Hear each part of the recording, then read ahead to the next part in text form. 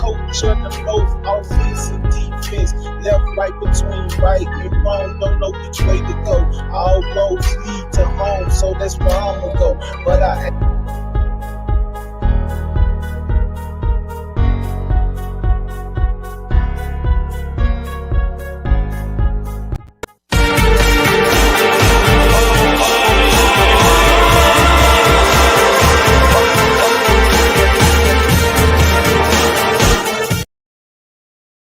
Yes, the doors are open. Please come in and sit down. Am I my father's son? We have good news for you today. Good news. I'ma stand on my square. Lord knows that's all I know. And I'ma stand on my square. Lord knows that's all I know. And I'ma keep my eyes to the sky. That's all I know.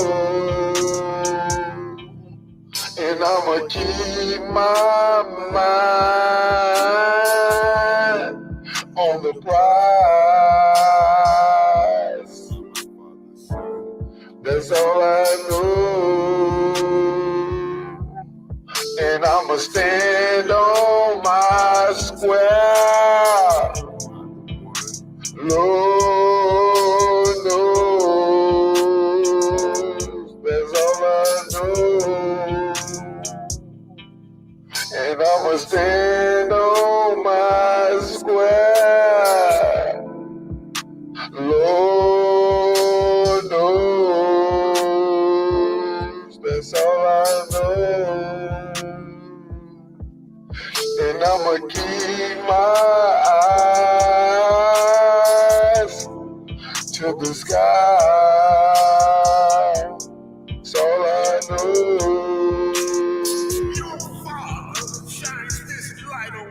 And I'ma keep my mind on the prize. That's all I know. You are the son. Give me love.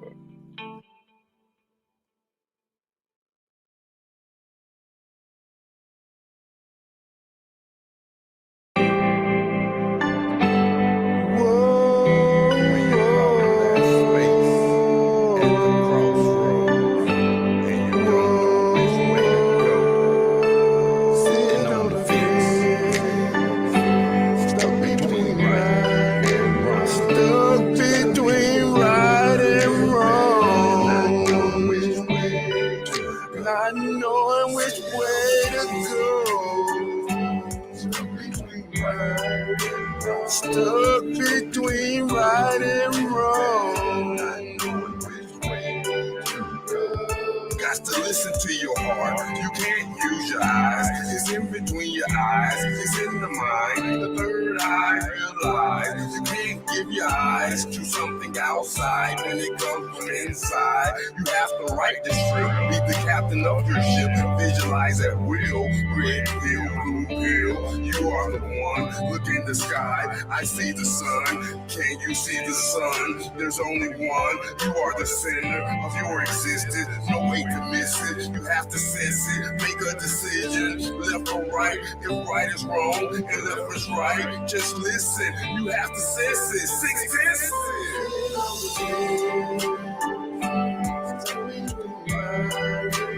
Between right and wrong. I know I'm which way to go. Stuck between right and wrong. Cautious, sitting on the fence, or call it playing the bench. I'm the coach of them both, offense and defense. Left, right, between right and wrong, don't know which way to go. All roads lead to home, so that's where I'ma go. But I am home, so I ain't gotta move no more. Embrace myself and be acquainted with the face I show. Hide a nigga behind the mask, but I know eyes though. Look down the seat of your soul, it's like a light show.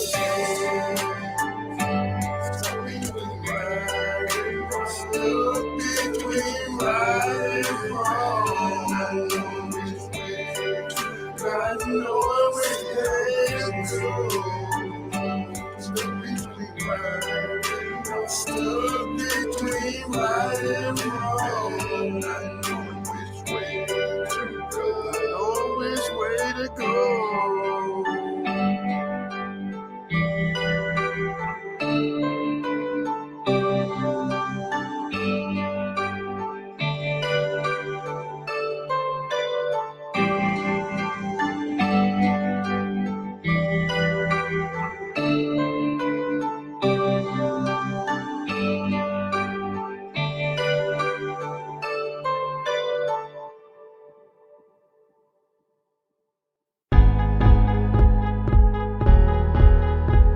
I came to world domination, the thing I have been struggling to attain.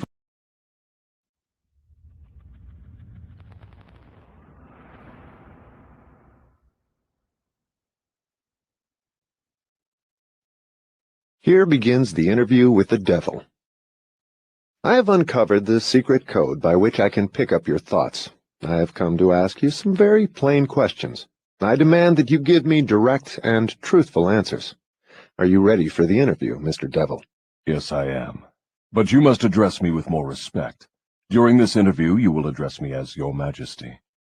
By what right do you demand such royal respect?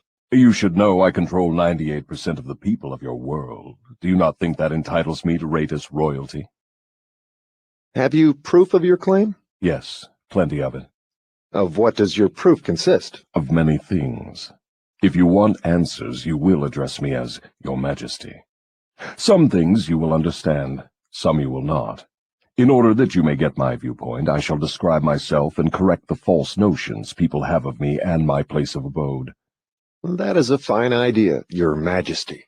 Start by telling me where you live, then describe your physical appearance. My physical appearance?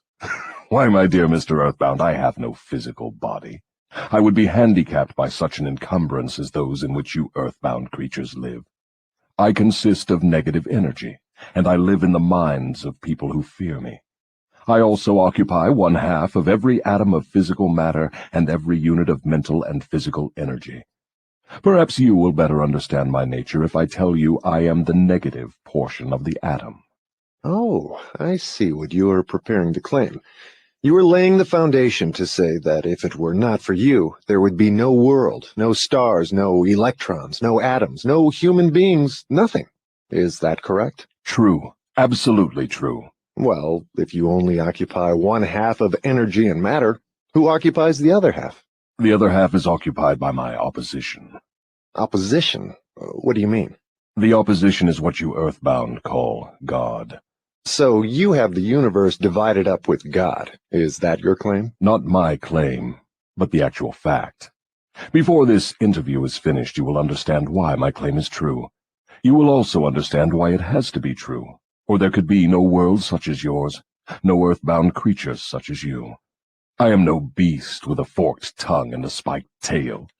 But you do control the minds of 98 out of every 100 people. You said so yourself. Who causes all the misery in this 98% devil-controlled world if you do not? I have not said that I do not cause all the misery of the world. On the other hand, I boast of it. It is my business to represent the negative side of everything, including the thoughts of you earthbound people. How else could I control people? My opposition controls positive thought. I control negative thought. How do you gain control of the minds of people? Oh, that is easy. I merely move in and occupy the unused space of the human brain. I sow the seeds of negative thought in the minds of people so I can occupy and control the space. You must have many tricks and devices by which you gain and hold control of the human mind. To be sure, I employ tricks and devices to control human thought. My devices are clever ones, too. Go ahead and describe your clever tricks, Your Majesty. One of my cleverest devices for mind control is fear. I plant the seed of fear in the minds of people, and as these seeds germinate and grow, through use, I control the space they occupy. The 6 most effective fears are the fear of poverty, criticism, ill health, loss of love, old age, and death. Which of these 6 fears serves you most often, Your Majesty? The first and the last, poverty and death. At one time or another during life, I tighten my grip on all people through one or both of these. I plant these fears in the minds of people so deftly that they believe them to be their own creation. I accomplish this end by making people believe I am standing just beyond the entrance gate of the next life, waiting to claim them after death for eternal punishment. Of course, I cannot punish anyone, except in that person's own mind, through some form of fear. But fear of the thing which does not exist is just as useful to me as fear of that which does exist. All forms of fear extend the space I occupy in the human mind. Your Majesty, will you explain how you gained this control over human beings? The story is too long to be told in a few words. It began over 1,000,000 years ago when the first man began to think. Up to that time I had control over all mankind, but enemies of mine discovered the power of positive thought, placed it in the minds of men, and then began a battle on my part to remain in control. So far I have done quite well by myself, having lost only 2% of the people to the opposition. I take it from your answer that men who think are your enemies. Is that right? It is not right, but it is correct. Tell me something more about the world in which you live. I live wherever I choose. Time and space do not exist for me. I am a force best described to you as energy. My favorite physical dwelling place, as I have told you, is in the minds of the earthbound. I control a part of the brain space of every human being. The amount of space I occupy in each individual's mind depends upon how little and what sort of thinking that person does. As I have told you, I cannot entirely control any person who thinks.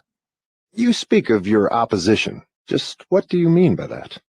My opponent controls all the positive forces of the world, such as love, faith, hope, and optimism.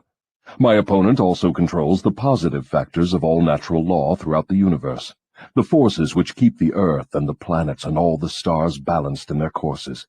But these forces are meek in comparison with those which operate in the human mind under my control.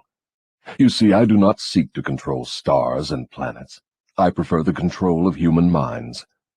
Where did you acquire your power, and by what means do you add to it? I add to my power by appropriating the mind power of the earthbound as they come through the gate at the time of death. 98 out of every 100 who come back to my plane from the earth plane are taken over by me, and their mind power is added to my being. I get all who come over with any form of fear. You see, I am constantly at work, preparing the minds of people before death, so I can appropriate them when they come back to my plane. Will you tell me how you go about your job of preparing human minds so you can control them? I have countless ways of gaining control of human minds while they are still on the earth plane. My greatest weapon is poverty. I deliberately discourage people from accumulating material wealth, because poverty discourages men from thinking and makes them easy prey for me. My next best friend is ill health. An unhealthy body discourages thinking. Then I have countless thousands of workers on Earth who aid me in gaining control of human minds. I have these agents placed in every calling. They represent every race and creed, every religion. Who are your greatest enemies on Earth, Your Majesty? All who inspire people to think and act on their own initiative are my enemies. Such men as Socrates, Confucius, Voltaire, Emerson, Thomas Paine, and Abraham Lincoln. And you are not doing me any good either. Is it true that you use men who have great wealth? As I have already told you, poverty is always my friend because it discourages independence of thought and encourages fear in the minds of men. Some wealthy men serve my cause, while others do me great damage, depending on how the wealth is used. The great Rockefeller fortune, for example, is one of my worst enemies. That is interesting, Your Majesty. Will you tell me why you fear the Rockefeller fortune more than others?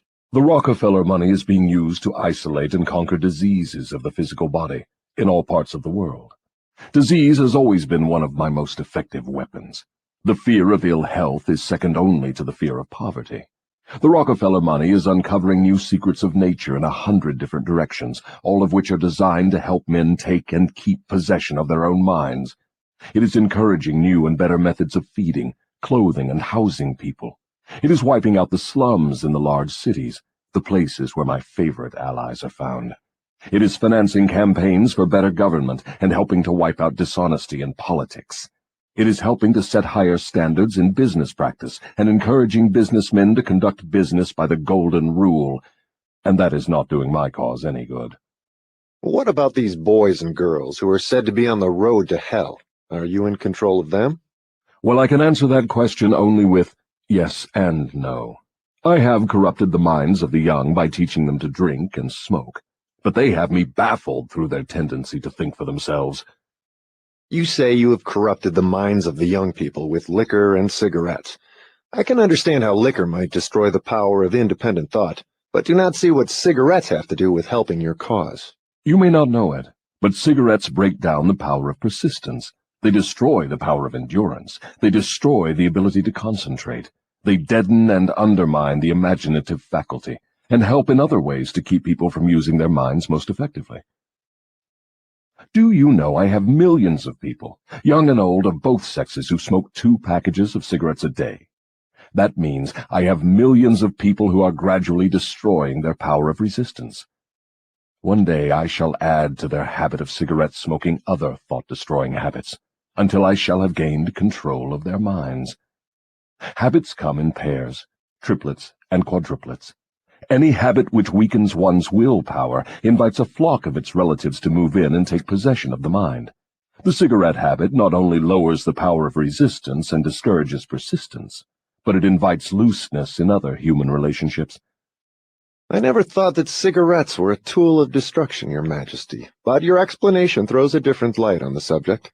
How many converts to the habit do you now claim? I am proud of my record.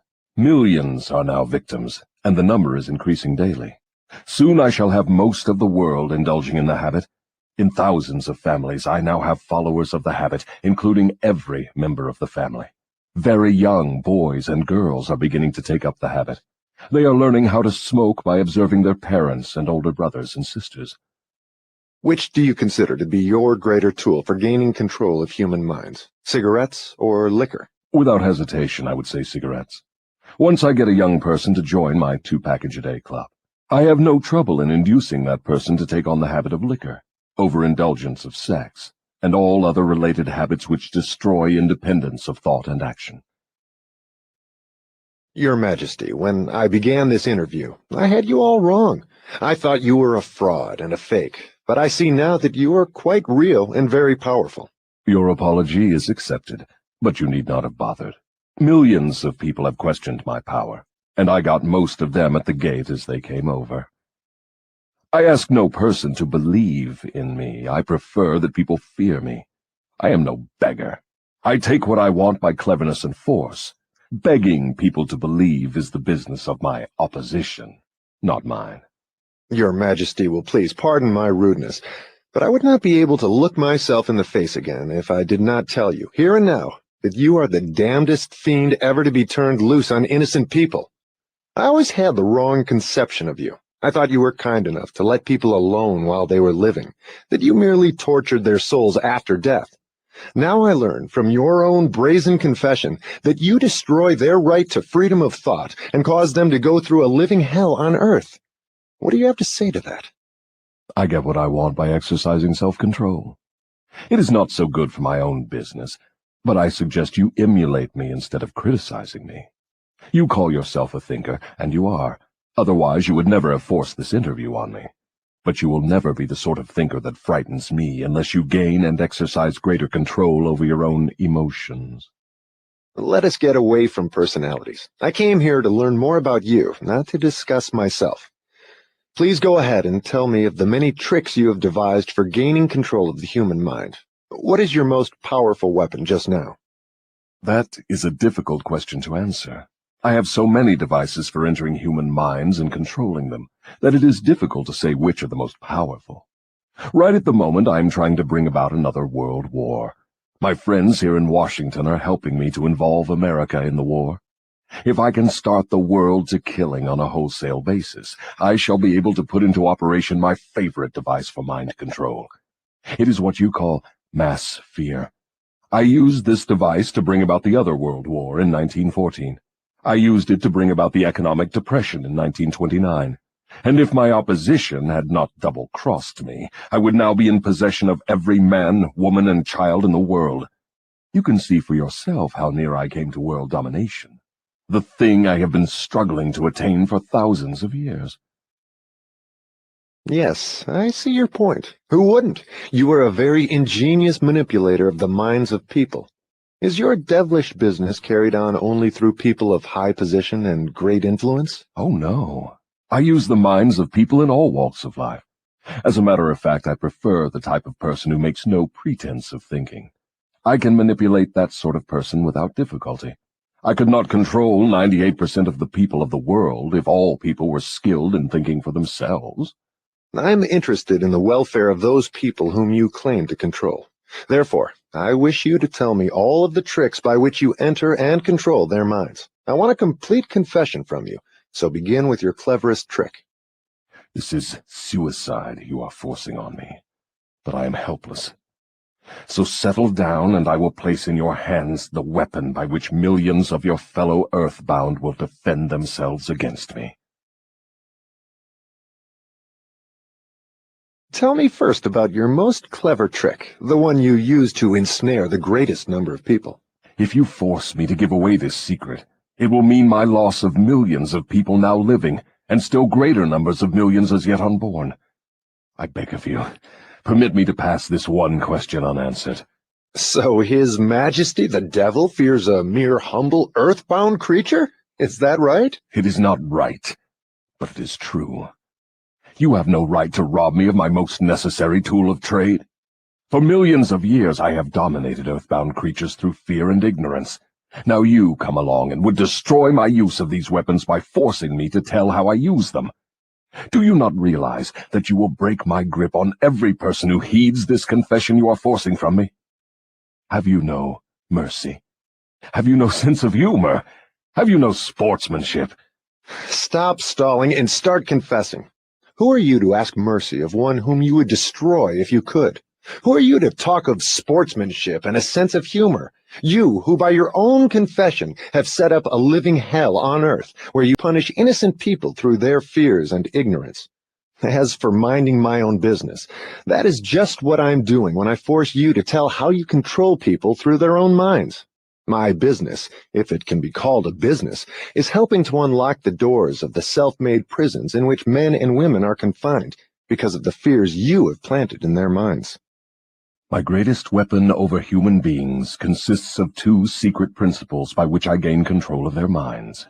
I will speak first of the principle of habit, through which I silently enter the minds of people. By operating through this principle, I establish, I wish I could avoid using this word, the habit of drifting. When a person begins to drift on any subject, he is headed straight toward the gates of what you earthbound call hell. Describe all the ways in which you induce people to drift. Define the word and tell us exactly what you mean by it. I can best define the word drift by saying that people who think for themselves never drift, while those who do little or no thinking for themselves are drifters. A drifter is one who permits himself to be influenced and controlled by circumstances outside of his own mind. He would rather let me occupy his mind and do his thinking than go to the trouble of thinking for himself. A drifter is one who accepts whatever life throws in his way without making a protest or putting up a fight. He doesn't know what he wants from life and spends all of his time getting just that. A drifter has lots of opinions, but they are not his own. Most of them are supplied by me. A drifter is one who is too lazy mentally to use his own brain. That is the reason I can take control of people's thinking and plant my own ideas in their minds. I think I understand what a drifter is. Tell me the exact habits of people by which you induce them to drift through life. Start by telling me when and how you first gained control of a person's mind. My control over the mind of a human being is obtained while the person is young. Sometimes I lay the foundation for my control of a mind before the owner of it is born, by manipulating the minds of that person's parents. Sometimes I go further back than this and prepare people for my control through what you earthbound call physical heredity. You see, therefore, I have two approaches to the mind of a person. Yes. Go on, and describe these two doors by which you enter and control the minds of human beings. As I have stated, I help to bring people into your world with weak brains by giving to them before birth as many as possible of the weaknesses of their ancestors. You call this principle physical heredity. After people are born, I make use of what you earthbound call environment as a means of controlling them. This is where the principle of habit enters. The mind is nothing more than the sum total of one's habits. One by one, I enter the mind and establish habits, which lead finally to my absolute domination of the mind. Tell me of the most common habits by which you control the minds of people. That is one of my cleverest tricks. I enter the minds of people through thoughts which they believe to be their own. Those most useful to me are fear, superstition, avarice, greed, lust, revenge, anger, vanity, and plain laziness. Through one or more of these, I can enter any mind, at any age. But I get my best results when I take charge of a mind while it is young, before its owner has learned how to close any of these 9 doors. Then I can set up habits which keep the doors ajar forever. I'm catching on to your methods. Now, let us go back to the habit of drifting. Tell us all about that habit, since you say it is your cleverest trick in controlling the minds of people. As I said before, I start people drifting during their youth. I induce them to drift through school without knowing what occupation they wish to follow in life. Here I catch the majority of people. Habits are related. Drift in one direction and soon you will be drifting in all directions. I also use environmental habits to give me a definite grip on my victims. I see. You make it your business to train children in the habit of drifting by inducing them to go through school without aim or purpose. Now, tell me of some of your other tricks with which you cause people to become drifters. Well, my second best trick in developing the habit of drifting is one that I put into operation with the aid of parents and public school teachers and religious instructors. I warn you not to force me to mention this trick. Do not disclose this trick. If you do so, you will be hated by my co-workers who help me use this trick. If you publish this confession in book form, your book will be barred from the public schools. It will be blacklisted by most of the religious leaders. It will be hidden from children by many parents. The newspapers will not dare to give reviews of your book. Millions of people will hate you for writing the book. In fact, no one will like you or your book except those who think, and you know how very few there are of this sort. My advice to you is to let me skip the description of my second best trick. So, for my own good, you wish to withhold the description of your second best trick. No one will like my book except those who think, eh? Very well, go ahead and answer. You'll regret this, Mr. Earthbound, but the joke is on you. By this mistake of yours, you will divert attention from me to yourself. My co-workers, of whom there are millions, will forget about me and hate you for uncovering my methods. Never mind about me. Tell me all about this second best trick of yours with which you induce people to drift with you to hell. My second best trick is not second at all. It is first. It is first because without it, I never could gain control of the minds of the youths. Parents, school teachers, religious instructors, and many other adults unknowingly serve my purpose by helping me to destroy in children the habit of thinking for themselves. They go about their work in various ways, never suspecting what they are doing to the minds of children or the real cause of the children's mistakes. I can hardly believe you, Your Majesty. I've always believed that children's best friends were those closest to them, their parents, their school teachers, and their religious instructors. Where would children go for dependable guidance if not to those who have charge of them? That is where my cleverness comes in. There is the exact explanation of how I control 98% of the people of the world. I take possession of people during their youth, before they come into possession of their own minds, by using those who are in charge of them. I especially need the help of those who give children their religious instruction, because it is here that I break down independent thought and start people on the habit of drifting, by confusing their minds with unprovable ideas concerning a world of which they know nothing. It is here also that I plant in the minds of children the greatest of all fears, the fear of hell. I understand that it is easy for you to frighten children with threats of hell, but how do you continue to make them fear you and your hell after they grow up and learn to think for themselves? Children grow up, but they do not always learn to think for themselves. Once I capture the mind of a child through fear, I weaken that child's ability to reason and to think for himself, and that weakness goes with the child all through life. Is that not taking unfair advantage of a human being by contaminating his mind before he comes into full possession of it? Everything is fair that I can use to further my ends. I have no foolish limitations of right and wrong. Might is right with me. I use every known human weakness to gain and keep control of the human mind. I understand your devilish nature. Now, let us get back to further discussion of your methods of inducing people to drift to hell here on Earth.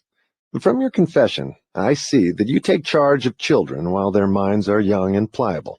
Tell me more of how you use parents, teachers, and religious leaders to ensnare people into drifting. One of my favorite tricks is to coordinate the efforts of parents and religious instructors, so they work together in helping me to destroy the children's power to think for themselves. I use many religious instructors to undermine the courage and power of independent thought of children by teaching them to fear me. But I use parents to aid the religious leaders in this great work of mine. How do parents help religious leaders destroy their children's power to think for themselves? I never heard of such a monstrosity. I accomplish this through a very clever trick. I cause the parents to teach their children to believe as the parents do in connection with religion, politics, marriage, and other important subjects. In this way, as you can see, when I gain control of the mind of a person, I can easily perpetuate the control by causing that person to help me fasten it upon the minds of his offspring. In what other ways do you use parents to convert children into drifters? I cause children to become drifters by following the example of their parents, most of whom I have already taken over and bound eternally to my cause. In some parts of the world, I gain mastery over children's minds and subdue their willpower in exactly the same way that men break and subdue animals of lower intelligence. It makes no difference to me how a child's will is subdued, as long as it fears something. I will enter its mind through that fear and limit the child's power to think independently. It seems that you go out of your way to keep people from thinking. Yes, accurate thought is death to me. I cannot exist in the minds of those who think accurately. I do not mind people thinking, as long as they think in terms of fear, discouragement, hopelessness, and destructiveness. When they begin to think in constructive terms of faith, courage, hope, and definiteness of purpose, they immediately become allies of my opposition, and are therefore lost to me. I'm beginning to understand how you gain control of the minds of children through the help of their parents and religious instructors, but I do not see how the school teachers help you in this damnable work. School teachers help me gain control of the minds of children, not so much by what they teach the children, as because of what they do not teach them. The entire public school system is so administered that it helps my cause by teaching children almost everything except how to use their own minds and think independently. I live in fear that someday some courageous person will reverse the present system of school teaching and deal my cause a death blow by allowing the students to become the instructors, using those who now serve as teachers only as guides to help the children establish ways and means of developing their own minds from within. When that time comes, the school teachers will no longer belong to my staff. I was under the impression that the purpose of all schooling was to help children to think. That may be the purpose of schooling, but the system in most of the schools of the world does not carry out the purpose. School children are taught not to develop and use their own minds, but to adopt and use the thoughts of others. This sort of schooling destroys the capacity for independent thought, except in a few rare cases where the children rely so definitely upon their own willpower that they refuse to allow others to do their thinking. Accurate thought is the business of my opposition, not mine. What relationship, if any, has your opposition with the homes, the churches, and the schools? Your reply to this question should be interesting. Here is where I make use of some more of my clever tricks. I cause it to appear that everything done by the parents, the school teachers, and the religious instructors is being done by my opposition. This diverts attention from me, while I manipulate the minds of the young. When religious instructors try to teach children the virtues of my opposition, they generally do so by frightening them with my name. That is all I ask of them. I kindle the flame of fear into proportions which destroy the child's power to think accurately. In the public schools, the teachers further my cause by keeping the children so busy cramming non-essential information into their minds, they have no opportunity to think accurately or to analyze correctly the things their instructors teach them. Do you claim for your cause all those who are bound by the habit of drifting? No. Drifting is only one of my tricks through which I take over the power of independent thought. Before a drifter becomes my permanent property, I must lead him on and ensnare him with another trick. I will tell you about this other trick after I finish describing my methods of converting people into drifters. Do you mean you have a method by which you can cause people to drift so far away from self-determination that they can never save themselves? Yes, a definite method, and it is so effective it never fails. Do I understand you to claim your method is so powerful your opposition cannot reclaim those whom you have permanently ensnared through drifting? I claim just that. Do you think I would control so many people if my opposition could prevent me? Nothing can stop me from controlling people except people themselves. Nothing can stop me except the power of accurate thought. People who think accurately do not drift on any subject. They recognize the power of their own minds. Moreover, they take over that power and yield it to no person or influence. Go ahead and tell me more of the methods by which you cause people to drift to hell with you. I cause people to drift on every subject through which I can control independent thought and action. Take the subject of health, for example. I cause most people to eat too much food, and the wrong sort of food. This leads to indigestion and destroys the power of accurate thought. If the public schools and the churches taught children more about proper eating, they would do my cause irreparable damage. Marriage. I cause men and women to drift into marriage without plan or purpose designed to convert the relationship into harmony. Here is one of my most effective methods of converting people into the habit of drifting. I cause married people to bicker and nag one another over money matters. I cause them to quarrel over the bringing up of their children. I engage them in unpleasant controversies over their intimate relationships and in disagreements over friends and social activities. I keep them so busy finding fault with one another that they never have time to do anything else long enough to break the habit of drifting. Occupation. I teach people to become drifters by causing them to drift out of school into the first job they can find, with no definite aim or purpose except to make a living. Through this trick, I keep millions of people in fear of poverty all their lives. Through this fear, I lead them slowly but surely onward until they reach the point beyond which no individual ever has broken the drifting habit. Savings. I cause people to spend freely and to save sparingly, or not at all, until I take complete control of them through their fear of poverty. Environment. I cause people to drift into inharmonious and unpleasant environments in the home, in their places of occupation, in their relationship with relatives and acquaintances, and to remain there until I claim them through the habit of drifting. Dominating thoughts. I cause people to drift into the habit of thinking negative thoughts. This leads to negative acts, and involves people in controversies and fills their minds with fears, thus paving the way for me to enter and control their minds. When I move in, I do so by appealing to people through negative thoughts, which they believe to be their own. I plant the seeds of negative thought in the minds of people through the pulpit, the newspapers, the moving pictures, the radio, and all other popular methods of appeal to the mind. I cause people to allow me to do their thinking for them, because they are too lazy and too indifferent to think for themselves. I conclude from what you say that drifting and procrastination are the same. Is that true? Yes, that is correct. Any habit which causes one to procrastinate, to put off reaching a definite decision, leads to the habit of drifting. Is man the only creature who drifts? Yes. All other creatures move in response to definite laws of nature. Man alone defies nature's laws and drifts when he wills. Everything outside the minds of men is controlled by my opposition, by laws so definite that drifting is impossible. I control the minds of men solely because of their habit of drifting, which is only another way of saying that I control the minds of men only because they neglect or refuse to control and use their own minds. This is getting to be pretty deep stuff for a mere human being. Let us get back to the discussion of something less abstract. Please tell me how this drifting habit affects people in the everyday walks of life, and tell me in terms the average person can understand. I would prefer to keep this interview up among the stars. No doubt you would. That would save you from being exposed. But let us come back to Earth. Tell me now what drifting is doing to us as a nation here in the United States.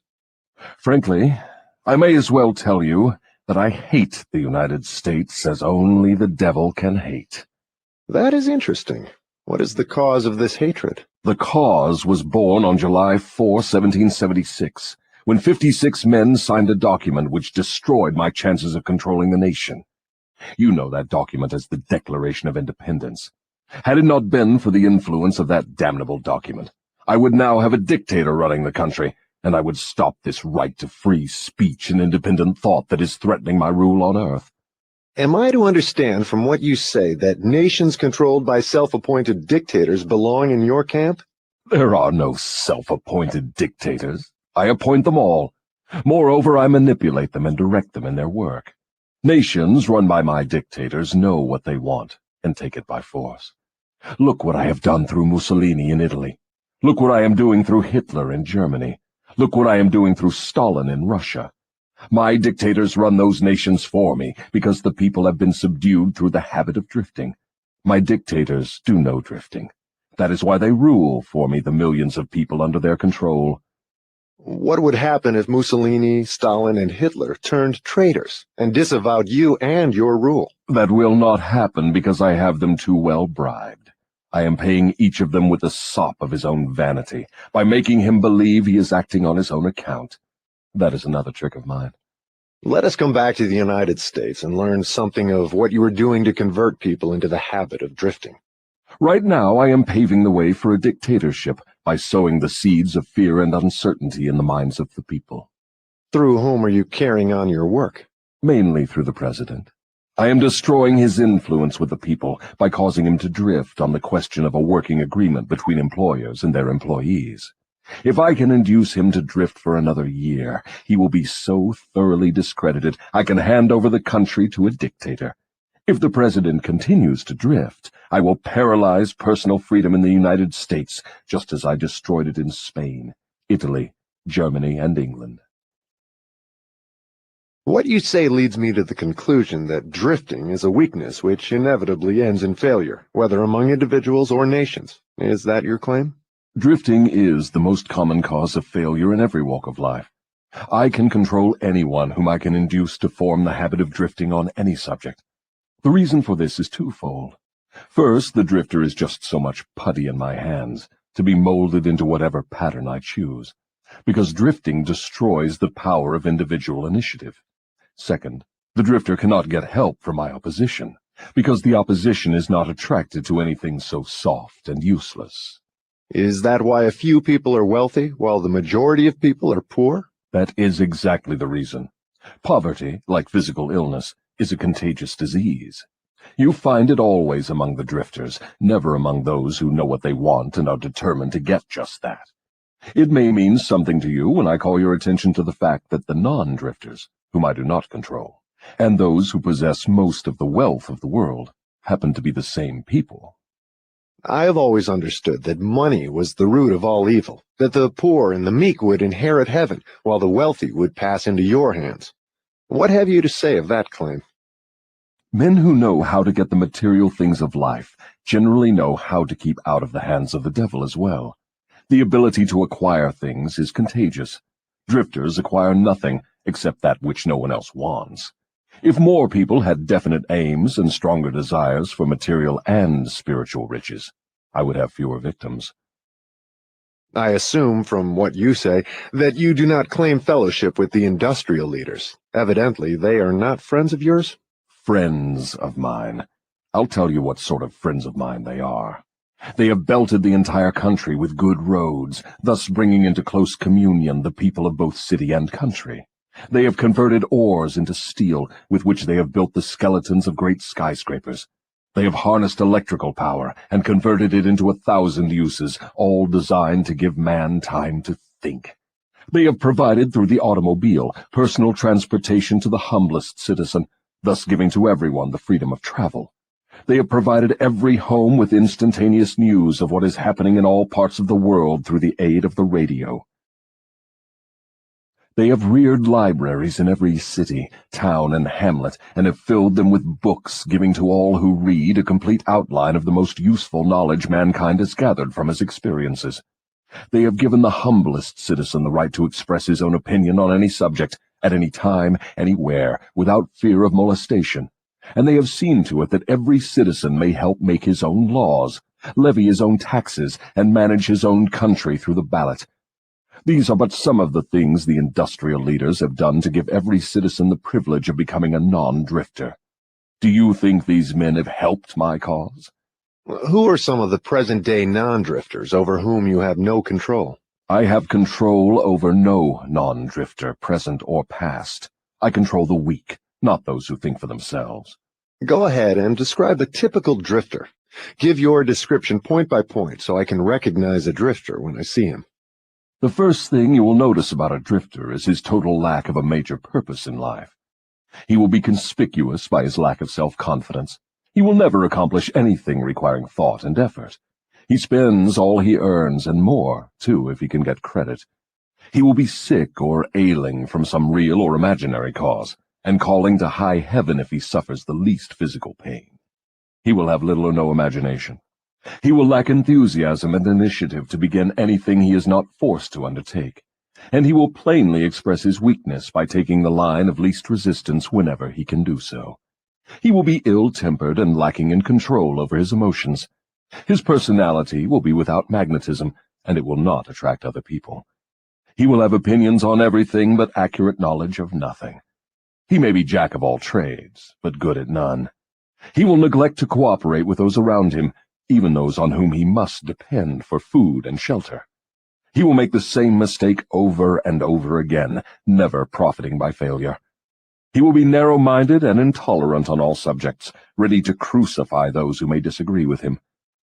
He will expect everything of others, but be willing to give little or nothing in return. He may begin many things, but he will complete nothing.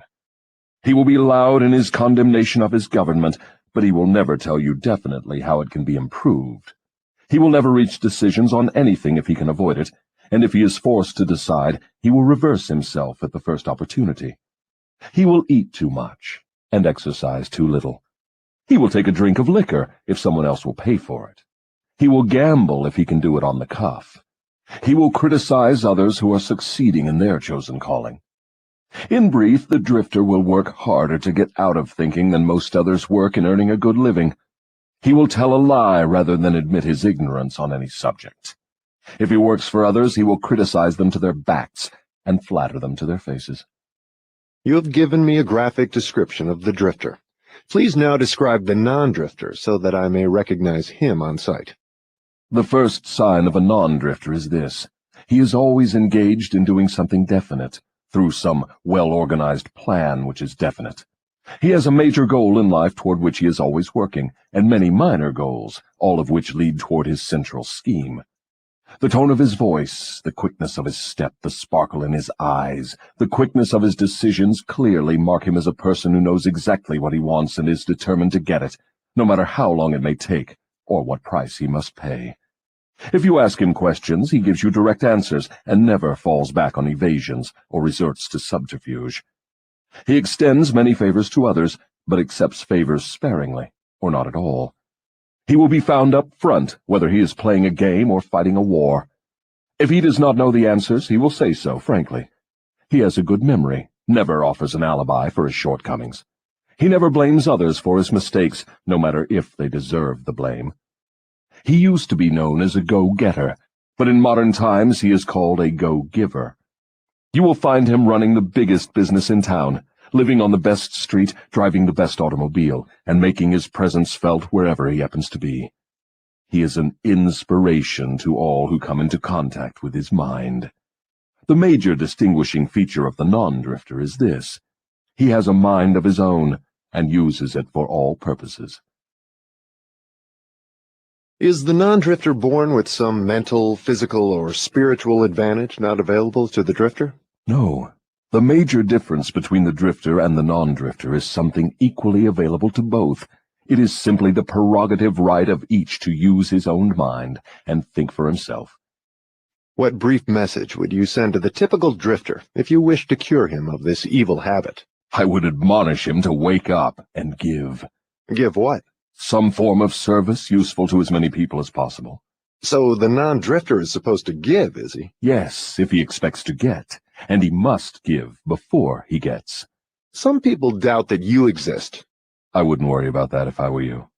Those who are ready to be converted from the habit of drifting will recognize the authenticity of this interview by its soundness of counsel. The others are not worth the trouble it would take to convert them. Why do you not try to stop me from publishing this confession I'm wringing from you? Because that would be the surest of all ways to guarantee you will publish it. I have a better plan than trying to suppress publication of my confession.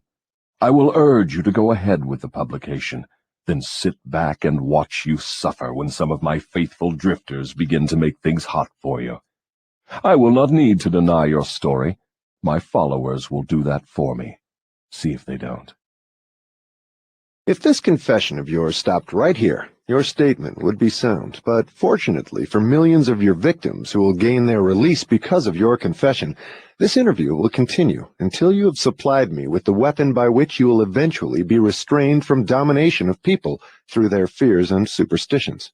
Remember, Your Majesty, your confession has just begun.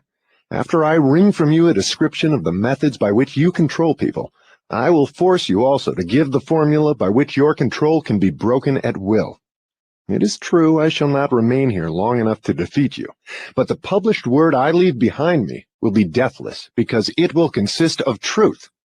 You fear the opposition of no individual because you know it will be short, but you do fear truth. You fear truth and nothing else, for the reason it is slowly but definitely giving human beings freedom from all manner of fear.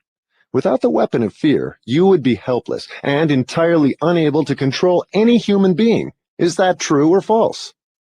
I have no alternative but to admit that what you say is true. Now that we understand each other, let us go ahead with your confession. But before we continue, I may as well take time out to do a little boasting on my own account, now that you have had your fling at it. I will confine myself to one question, the answer to which will give me all the satisfaction I want.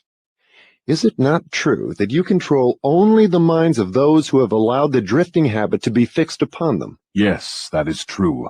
I have already admitted this truth in a dozen or more different ways. Why do you tantalize me by repeating the question? There is power in repetition. I'm forcing you to repeat the highlights of your confession in as many different ways as possible, so your victims may check this interview and determine its soundness by their own experiences with you.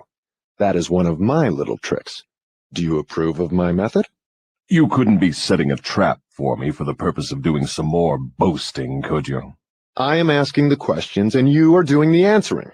Go ahead now and confess why you are powerless to stop me from forcing this confession from you. I want your confession for aid and comfort to victims of yours whom I intend to release from your control the moment they read your confession. I am powerless to influence or control you, because you have found the secret approach to my kingdom. You know that I exist only in the minds of people who have fears. You know that I control only the drifters who neglect to use their own minds. You know that my hell is here on earth, and not in the world that comes after death. And you know also that drifters supply all the fire I use in my hell. You know that I am a principle or form of energy which expresses the negative side of matter and energy, and that I am not a person with a forked tongue and a spiked tail. You have become my master because you have mastered all your fears. Lastly, you know that you can release all of my earthbound victims whom you contact, and this definite knowledge is the blow with which you will deal me the greatest damage. I cannot control you because you have discovered your own mind, and you have taken charge of it.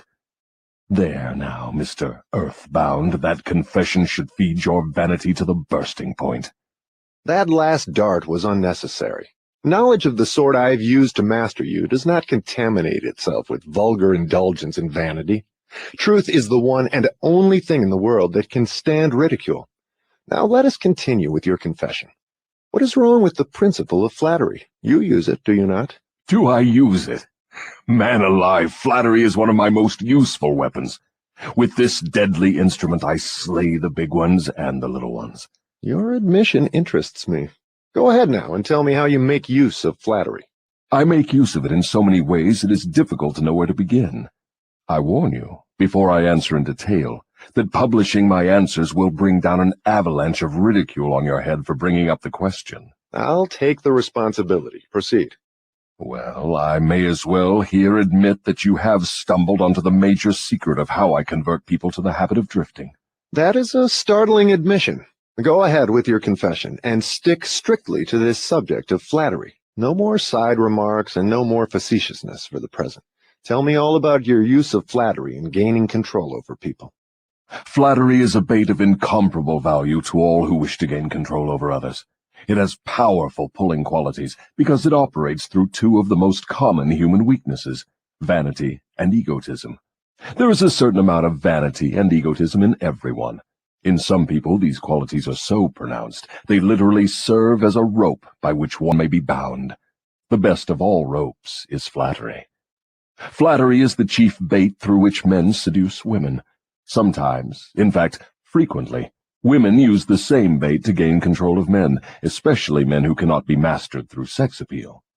I teach its use to both men and women. Flattery is the chief bait with which my agents weave their way into the confidence of people from whom they procure information needed to carry on warfare. Wherever anyone stops to feed his vanity on flattery, I move in and begin to build another drifter. Non-drifters are not easily flattered. I inspire people to use flattery in every human relationship where its use is possible, because those who are influenced by it become easy victims of the drifting habit. Can you control anyone who is amenable to flattery? Very easily. As I have already told you, flattery is of major importance in alluring people into the habit of drifting. At what age are people most susceptible to flattery? Age has nothing to do with one's susceptibility to flattery. People respond to it in one way or another from the time they become conscious of their own existence until they die. Through what motive can women be most easily flattered? Their vanity. Tell a woman she is pretty or that she wears clothes well. What motive is most effective in harpooning men? Egotism, with a capital E. Tell a man he has a strong Herculean body or that he is a great business tycoon, and he will purr like a cat and smile like an opossum. After that, you know what happens. Are all men like that? Oh, no. 2 out of every 100 have their egotism so thoroughly under control that even an expert flatterer couldn't get under their skins with a double-edged butcher knife. How does a cunning woman apply her art of flattery in attracting men? Great heavens, man, do I have to draw a picture of her method for you? Have you no imagination? Oh, yes, I have imagination enough, Your Majesty. But I'm thinking of the poor dupes of the world who need to understand the exact technique with which they may be flattered into the habit of drifting. Go on and tell us how a woman can harpoon rich and presumably smart men. This is a devilish trick to play on women, but since you demand the information, I am helpless to withhold it. Women influence men through a technique consisting first of ability to inject soft, cooing baby tones into their voices, and second, by closing their eyes into a half-closed position which registers hypnotism in connection with the flattery of men. Is that all there is to the business of flattery? No, that is only the technique. Then comes the motive a woman uses as a lure. The type of woman you perhaps have in mind never sells a man herself or anything she can give him. Instead, she sells him his own egotism.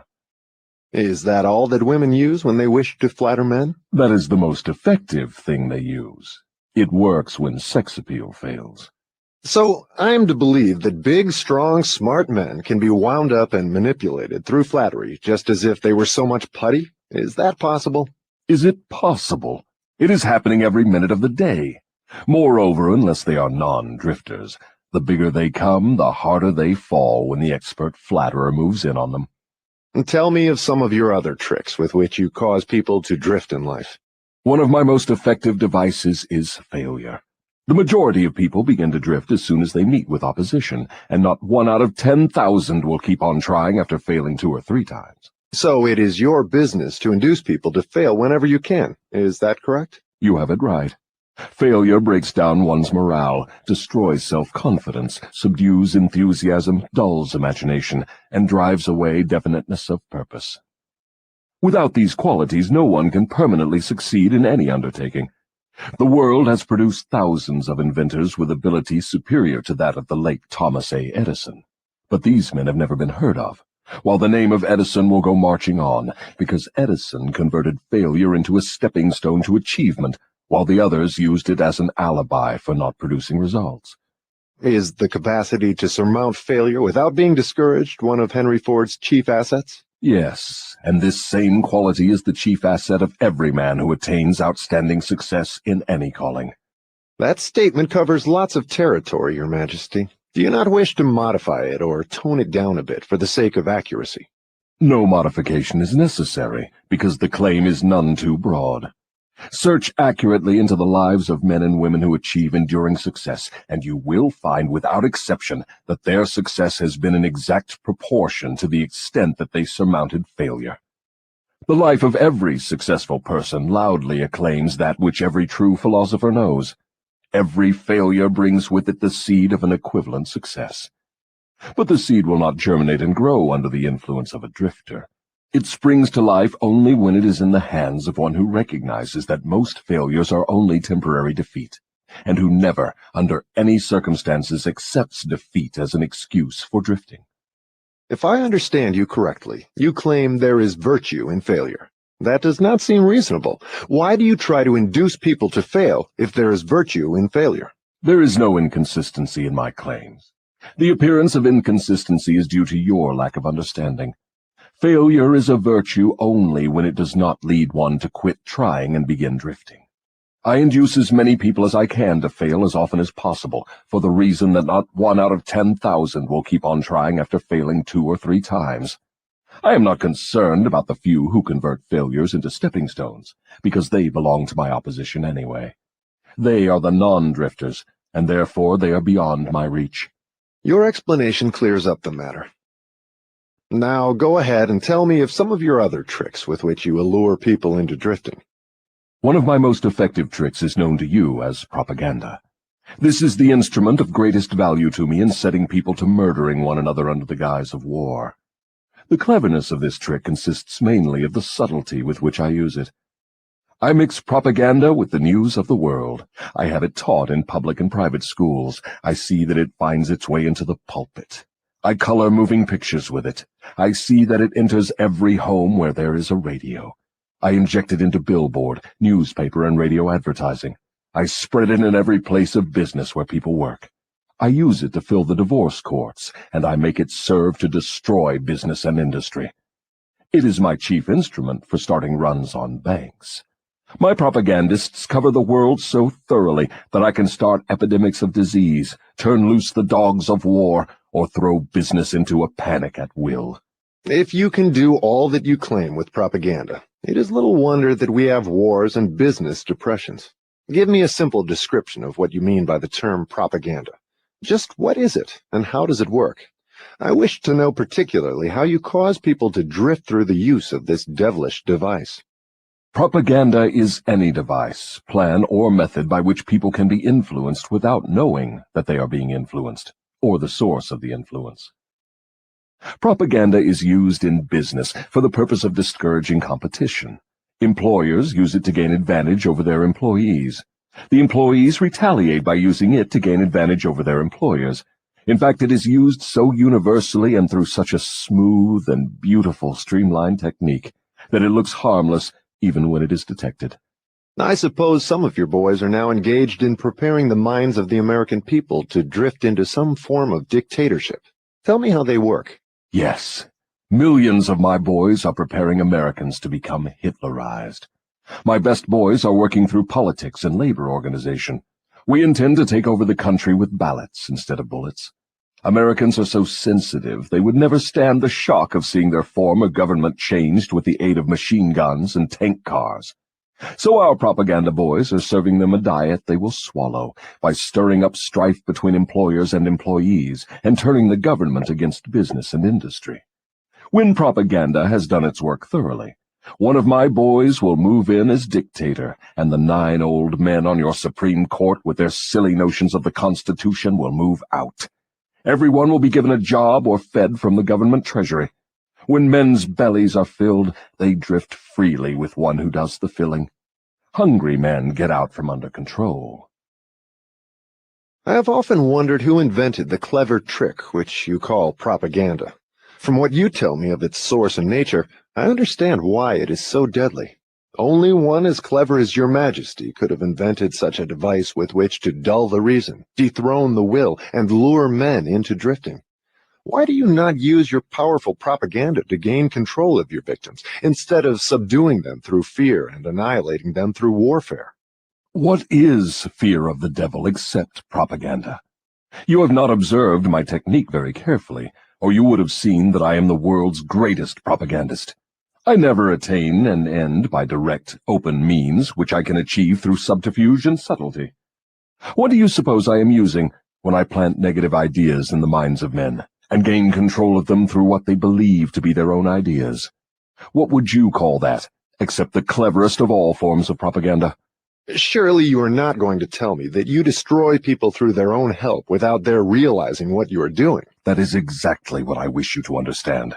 Moreover, I will show you exactly how the trick is performed. Now we are getting somewhere. Exactly how do you convert human beings into propagandists and lure them into self-imprisonment? Give me the story with all its lurid details. This is the most important part of your confession, and I'm consumed with eagerness to gain control of your secret. I can hardly blame you for stalling about answering my question, because you know so well that your answer will snatch millions of innocent victims from your control. You also know that your answer will protect other countless millions of yet unborn people from being victimized by you. It is little wonder you are hedging about answering. Your deductions are correct. This part of my confession will do me more damage than all the remainder of it. Stating your headache in a better way, this part of your confession will save more millions of people from your control than all the remainder of it. All I can say is that you have me in a hell of a situation. Now you shall know how the millions of your victims feel. Let's have it. I make my first entry into an individual's mind by bribing him. What do you use as a bribe? I use many things, all of them pleasant things the individual covets. I use the same sort of bribes that individuals use when they bribe one another. That is, I use for bribes the things people most want. My best bribes are these: love, the thirst for sex expression, covetousness for money, the obsessive desire to gain something for nothing, gambling, vanity in women, egotism in men, desire to be the master of others, desire for intoxicants and narcotics, desire for self-expression through words and deeds, desire to imitate others, desire for the perpetuation of life after death, desire to be a hero or heroine, desire for physical food. That is an imposing list of bribes, Your Majesty. Do you use others? Yes, plenty of them, but these are my favorites. Through some combination of them, I can enter the mind of any human being at will at any age from birth until death. You mean that these bribes are the keys with which you can silently unlock the door to any mind you choose? That is exactly what I mean, and I can do it too. What happens when you enter the mind of a person who is not yet in the habit of drifting, but belongs in the 98% class as a potential drifter? I go to work immediately to occupy as much of that person's mind as I can master. If the individual's greatest weakness is the desire for money, I begin to dangle coins before him, figuratively speaking. I intensify his desire and induce him to go after money. Then when he gets near it, I snatch it away from him. This is an old trick of mine. After the trick has been repeated a few times, the poor fellow gives in and quits. Then I take over a little more space in his mind and fill it with the fear of poverty. That is one of my best mind fillers. Yes, I admit your method is very clever, but what happens if the victim fools you and gets his hands on a lot of money? You don't fill his mind with a fear of poverty then, do you? No, I don't. I take over the space by filling it with something which serves my purpose just as well. If the victim converts his desire for money into large sums, I start overfeeding him with the things he can buy with it. For example, I cause him to stuff himself with rich foods. This slows down his thinking capacity, endangers his heart, and starts him on the road to drifting. Then I pester him with intestinal poisoning through the surplus food he eats. That also slows down his thinking and gives him a nasty disposition. What if the victim is not a glutton? What other follies can you induce him to pick up that lead to drifting? If the victim is a male, I can usually snare him through his sex appetite. Overindulgence in sex starts more men into drifting toward failure than all other causes combined. So food and sex are two of your surefire baits. Is that correct? Yes. With these two lures, I can take over a majority of my victims. And then there is the desire for money. I'm beginning to think that wealth is more dangerous than poverty, if your story is to be believed. That altogether depends on who has the wealth and how it was acquired. What has the manner in which money is acquired to do with its being a blessing or a curse? Everything. If you don't believe me, take a look at those who acquire a large amount of money quickly, without time to get wisdom along with it, and observe how they use it. Why do you suppose rich men's sons seldom equal the achievements of their fathers? I'll tell you why. It is because they have been deprived of the self-discipline which comes from being forced to work. Look into the records of moving picture stars or athletes who suddenly find themselves in possession of big money and hero worship and praise from the public. Observe how quickly I move in and take them over in many cases, mainly through sex, gambling, food, and liquor. With these, I catch and control the biggest and the best of people as soon as they get their hands on big money. What about those who acquire money slowly, by rendering some form of useful service? Are they easily snared too? Oh, I get them all right, but I generally have to change my bait. Some of them want one thing and others want something else. Where my purpose is best served, I see to it that they get what they want most, but I manage to wrap in the package something they don't want. The thing I give them is the definite thing that makes them drifters. Do you see how I work? And very clever work it is. You lure people on through their natural desires, but you slip your deadly poison into the object of those desires wherever you can. Now you are catching on. You see, I play both ends against the middle, so to speak. From all you say, I infer that you cannot induce a non-drifter to help you gain control of his mind by baiting him with your bribes. Is that correct? That is exactly correct. I can, and I do, interest non-drifters in my bribes, because I use for the purpose of bribery the things all people naturally desire. But the non-drifter resembles a fish that steals the bait from your hook, but refuses to take the hook. The non-drifter takes from life whatever he wants, but he takes it on his own terms. The drifter takes whatever he can get, but he takes what he gets on my terms. Stating the matter in another way, the non-drifter borrows money from a legitimate banker if he wants it, and pays a legitimate rate of interest.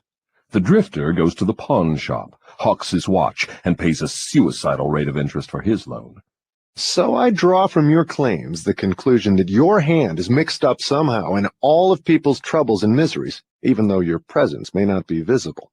My unwilling workers are often my best workers. You see, my unwilling workers are those whom I cannot control with some combination of bribes, people whom I have to master by fear or through some form of misfortune. They do not wish to serve me, but they cannot avoid it, because they are eternally bound to me by the habit of drifting.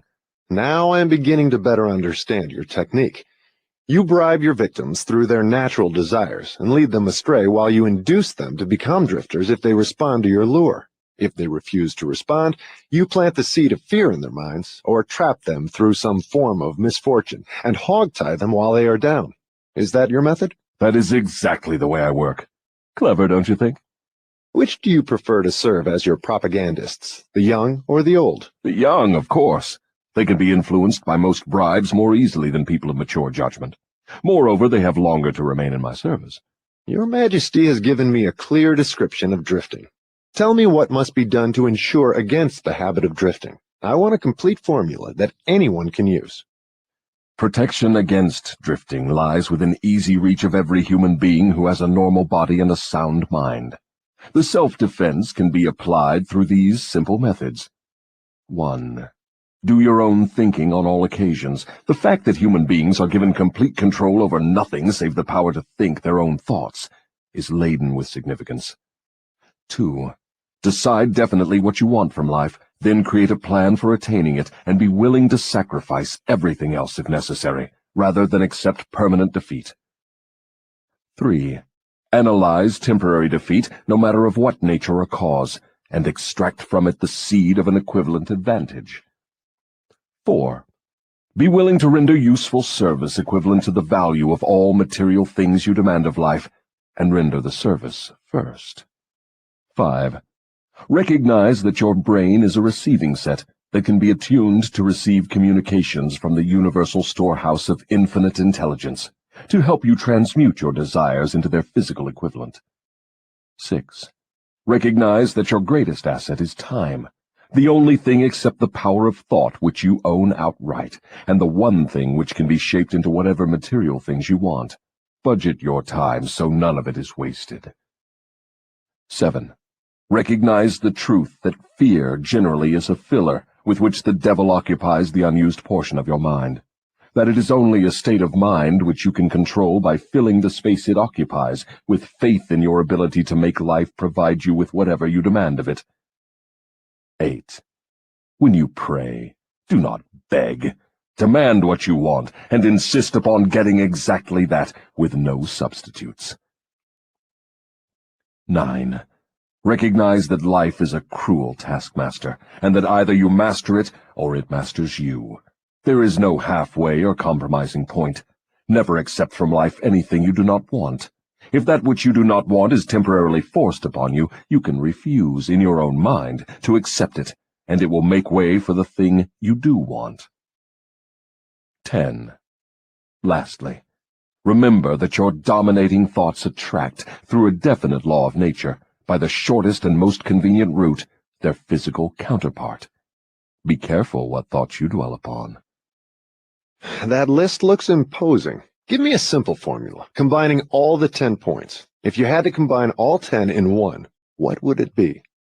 Be definite in everything you do and never leave unfinished thoughts in the mind. Form the habit of reaching definite decisions on all subjects. Can the habit of drifting be broken, or does it become permanent once it has been formed? The habit can be broken if the victim has enough willpower, providing it is done in time. There is a point beyond which the habit can never be broken. Beyond that point, the victim is mine. He resembles a fly that has been caught in a spider's web. He may struggle, but he cannot get out. Each move he makes entangles him more securely. The web in which I entangle my victims permanently is a law of nature not yet isolated by or understood by men of science.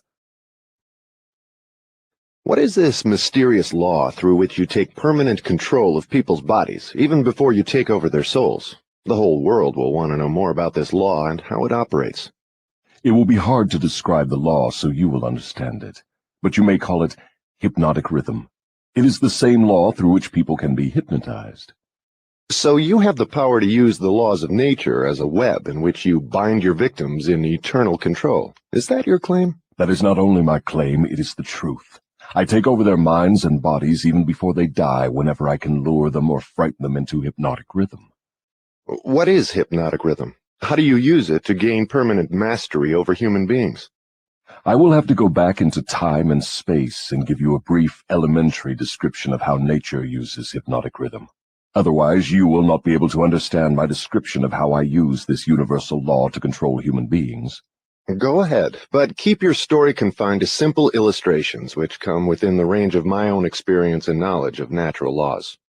Very well. I shall do my best.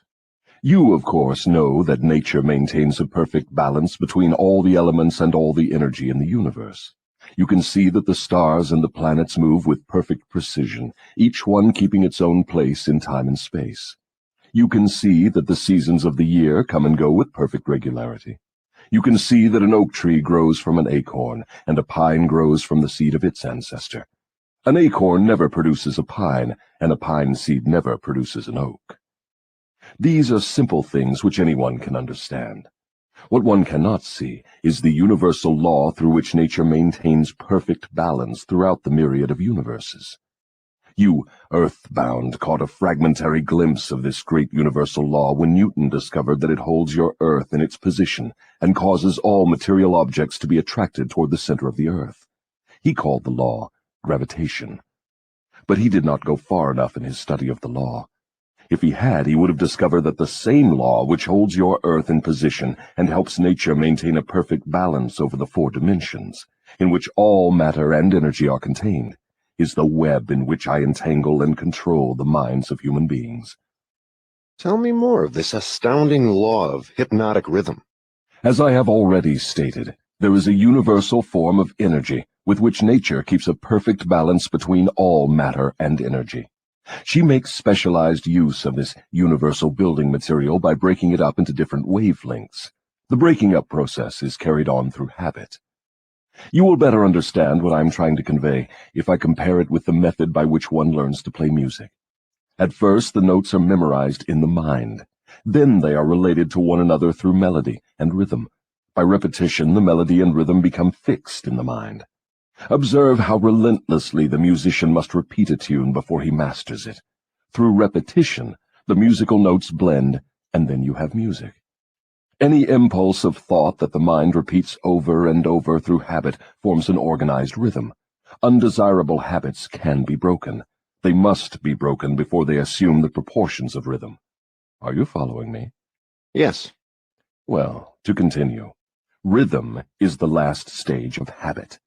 Any thought or physical movement which is repeated over and over through the principle of habit finally reaches the proportion of rhythm. Then the habit cannot be broken, because nature takes it over and makes it permanent. It is something like a whirlpool in water. An object may keep floating indefinitely unless it is caught in a whirlpool. Then it is carried round and round, but it cannot escape.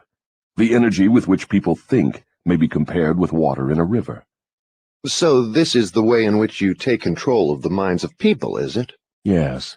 All I have to do to gain control over any mind is to induce its owner to drift. Am I to understand that the habit of drifting is the major danger through which people lose their prerogative or privilege of thinking their own thoughts and shaping their own earthly destinations? That and much more. Drifting is also the habit through which I take over their souls after they give up their physical bodies. Then the only way a human being can be saved from eternal annihilation is by maintaining control over his own mind while he is on this earth. Is that true? You have stated the truth perfectly. Those who control and use their minds escape my web.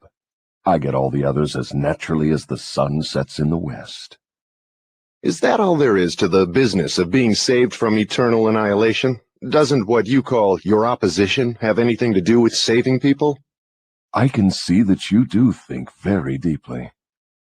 My opposition, the power you earthbound call God, has everything to do with the salvation, and for that reason it is my opposition who provides every human being with the privilege of using his own mind. If you use that power by maintaining control over your own mind, you become a part of it when you give up your physical body. If you neglect to use it, then I have the privilege of taking advantage of the neglect through the law of hypnotic rhythm. How much of a person do you take over when you gain control of him? Everything that is left after he ceases to control and use his own mind.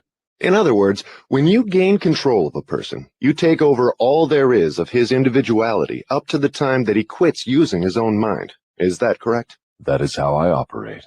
What do you do with people whom you control before death? Of what good are they to you while they live? I use them, or what is left of them after I take charge, as propagandists to help me prepare the minds of others to drift. You not only fool people into destroying their power to control their own minds, but you use them to help you trap others? Yes, I let no opportunity get away from me. Let us come back to the subject of hypnotic rhythm. Tell me more of how this law works. Show me how you use individuals to help you gain control over others. I want to know something of the most effective way you use hypnotic rhythm. Oh, that is easy. The thing I like best is to fill the minds of people with fear. Once I fill one's mind with fear, I have little trouble causing him to drift until I have entangled him in the web of hypnotic rhythm. What human fear best serves your purpose? The fear of death. Why is the fear of death your favorite weapon? Because no one knows, and by the very nature of the laws of the universe, no one can prove definitely what happens after death. This uncertainty frightens people out of their wits. People who give over their minds to fear, any sort of fear, neglect to use their minds and begin to drift. Eventually, they drift into the whirlpool of hypnotic rhythm, from which they may never escape. Then you do not mind what religious leaders think or say of you when they speak of death? Not as long as they say something. If the churches should stop talking about me, my cause would receive a severe setback. Every attack made against me fixes the fear of me in the minds of all who are influenced by it. You see, opposition is the thing that keeps some people from drifting, providing they do not yield to it. Since you claim the churches help instead of hindering your cause, tell me what would give you cause to worry. My only worry is that someday a real thinker may appear on Earth. What would happen if a thinker did appear? You ask me what would happen. I'll tell you what would happen. People would learn the greatest of all truths, that the time they spend in fearing something would, if reversed, give them all they want in the material world and save them from me after death. Isn't that worth thinking about? What is keeping such a thinker from appearing in the world? Fear of criticism. It may interest you to know that the fear of criticism is the only effective weapon I have with which to whip you. If you were not afraid to publish this confession after you wring it from me, I would lose my earthly kingdom. And if I did surprise you and publish it, how long would it be until you lost your kingdom? Just long enough for one generation of children to grow into understanding. You cannot take the adults from me. I have them too securely sewed up.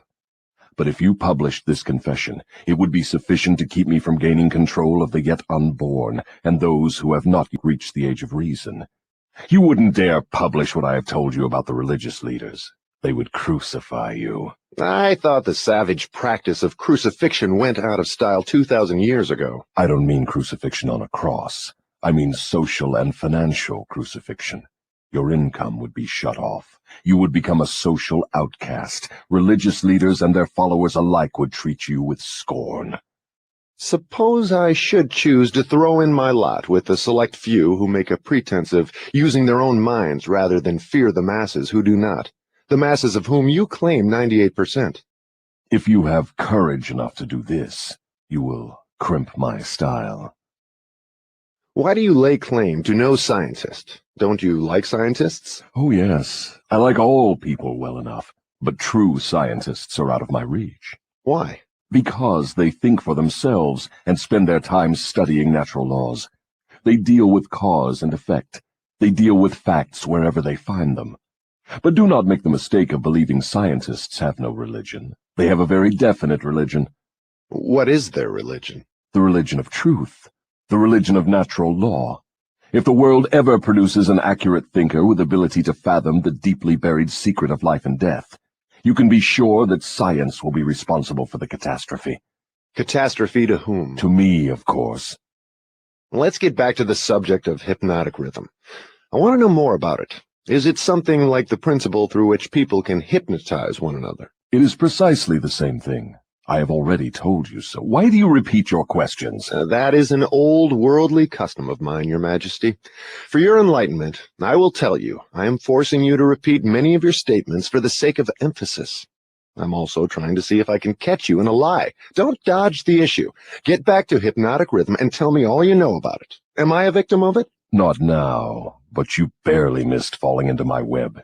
You drifted toward the whirlpool of hypnotic rhythm until you discovered how to force me into making this confession. Then I lost control of you. How interesting. You are not trying to recapture me through flattery, are you? That would be the best bribe I could offer you. It is the bribe I used on you effectively before you got the upper hand of me. With what did you flatter me? With many things. Chief among them sex and the desire for self-expression. What effect did your bribes have on me? They caused you to neglect your major purpose in life and started you to drifting. Was that all you did to me through your bribes? That was plenty. But I am back on the track and out of your reach now, am I not? Yes, you are temporarily out of my reach because you are not drifting. What broke your spell over me and released me from the habit of drifting? My answer may humiliate you. Do you want to hear it? Go ahead and give it to me, Your Majesty. I wish to learn how much truth I can stand. When you found a great love in the woman of your choice, I lost my grip on you. So you are going to accuse me of hiding behind a woman's skirts, are you? No, not hiding. I wouldn't put it that way. I would say you have learned how to give yourself a solid background with the embellishment of a woman's mind. The woman's skirt has nothing to do with it, then? No, but her brain does. When you and your wife began to combine your two brains through your habit of master-minding every day, you stumbled upon the secret power with which you forced me into this confession. Is that the truth, or are you trying to flatter me again? I could flatter you if I had you alone, but I cannot flatter you while you have the use of your wife's mind. I'm beginning to catch on to something important. I'm beginning to understand what was meant by the writer of that passage in the Bible, which says substantially, "When two or more meet together and ask for anything in my name, it shall be granted." It is true, then, that two minds are better than one. It is not only true, it is necessary before anyone can continuously contact the great storehouse of infinite intelligence, wherein is stored all that is, all that ever was, and all that can ever be. Is there such a storehouse? If there had not been, you would not, could not, now be humiliating me with this silly forced confession. Isn't it dangerous to give this sort of information to the world? Sure, it is dangerous to me. If I were you, I would not give it out. Let us get back now to the technique through which you fasten on your victims the habit of drifting. What is the very first step a drifter must take to break the habit? A burning desire to break it. You, of course, know that no one can be hypnotized by another person without his willingness to be hypnotized. Neither can nature place one under the spell of hypnotic rhythm without his willingness to be hypnotized. The willingness may assume the form of indifference toward life generally, lack of ambition, fear, lack of definiteness of purpose, and many other forms. Nature does not need one's consent in order to place him under the spell of hypnotic rhythm.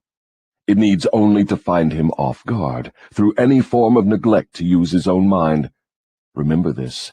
Whatever you have, you use it or you lose it. All successful attempts to break the habit of drifting must be done before nature makes the habit permanent through hypnotic rhythm.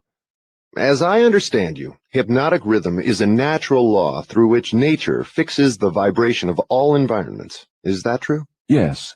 Nature uses hypnotic rhythm to make one's dominating thoughts and one's thought habits permanent.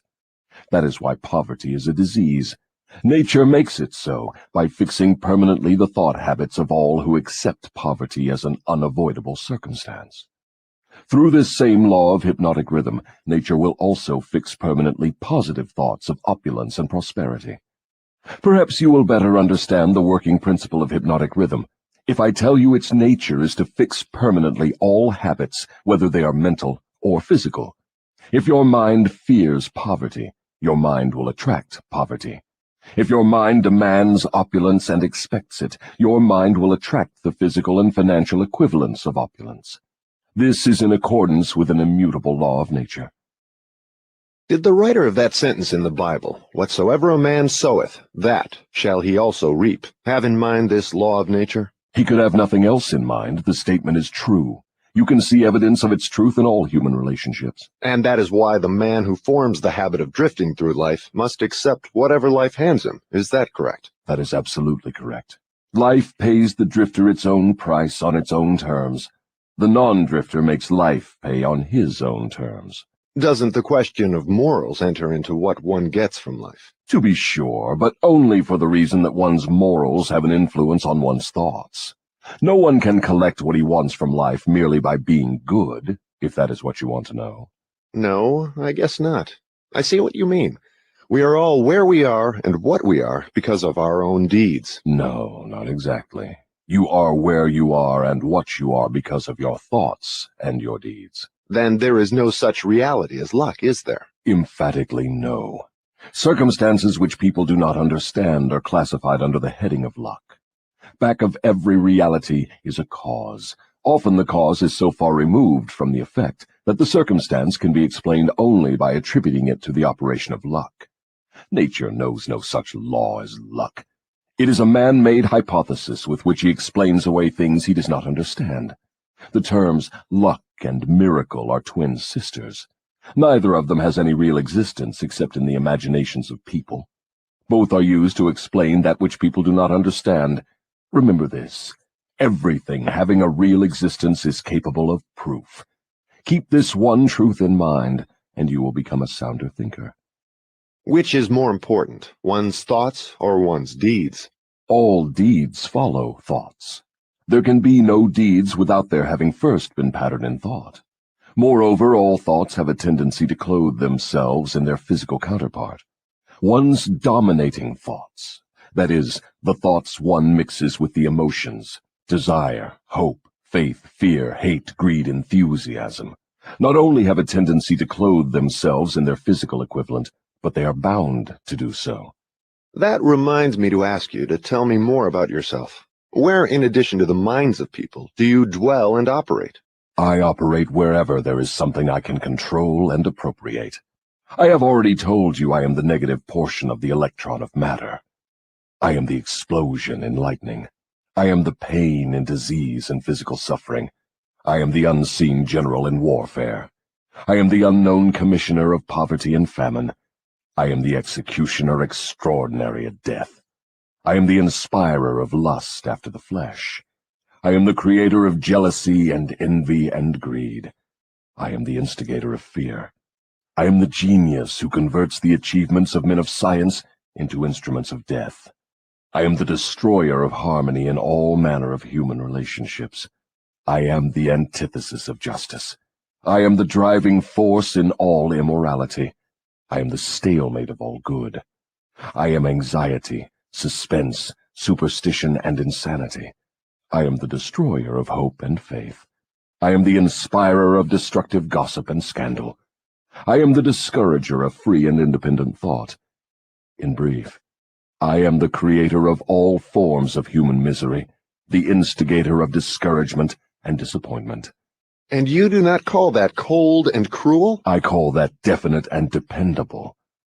The World Depression broke up the habits of men everywhere and redistributed the sources of opportunity in all walks of life on an unprecedented scale. The drifter's pet alibi, with which he tries to explain away his undesirable position, is his cry that the world has run dry of opportunities. Non-drifters do not wait for opportunity to be placed in their way.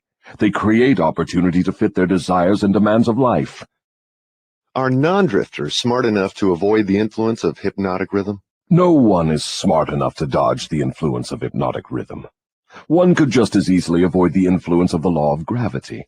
The law of hypnotic rhythm fixes permanently the dominating thoughts of men, whether they be drifters or non-drifters.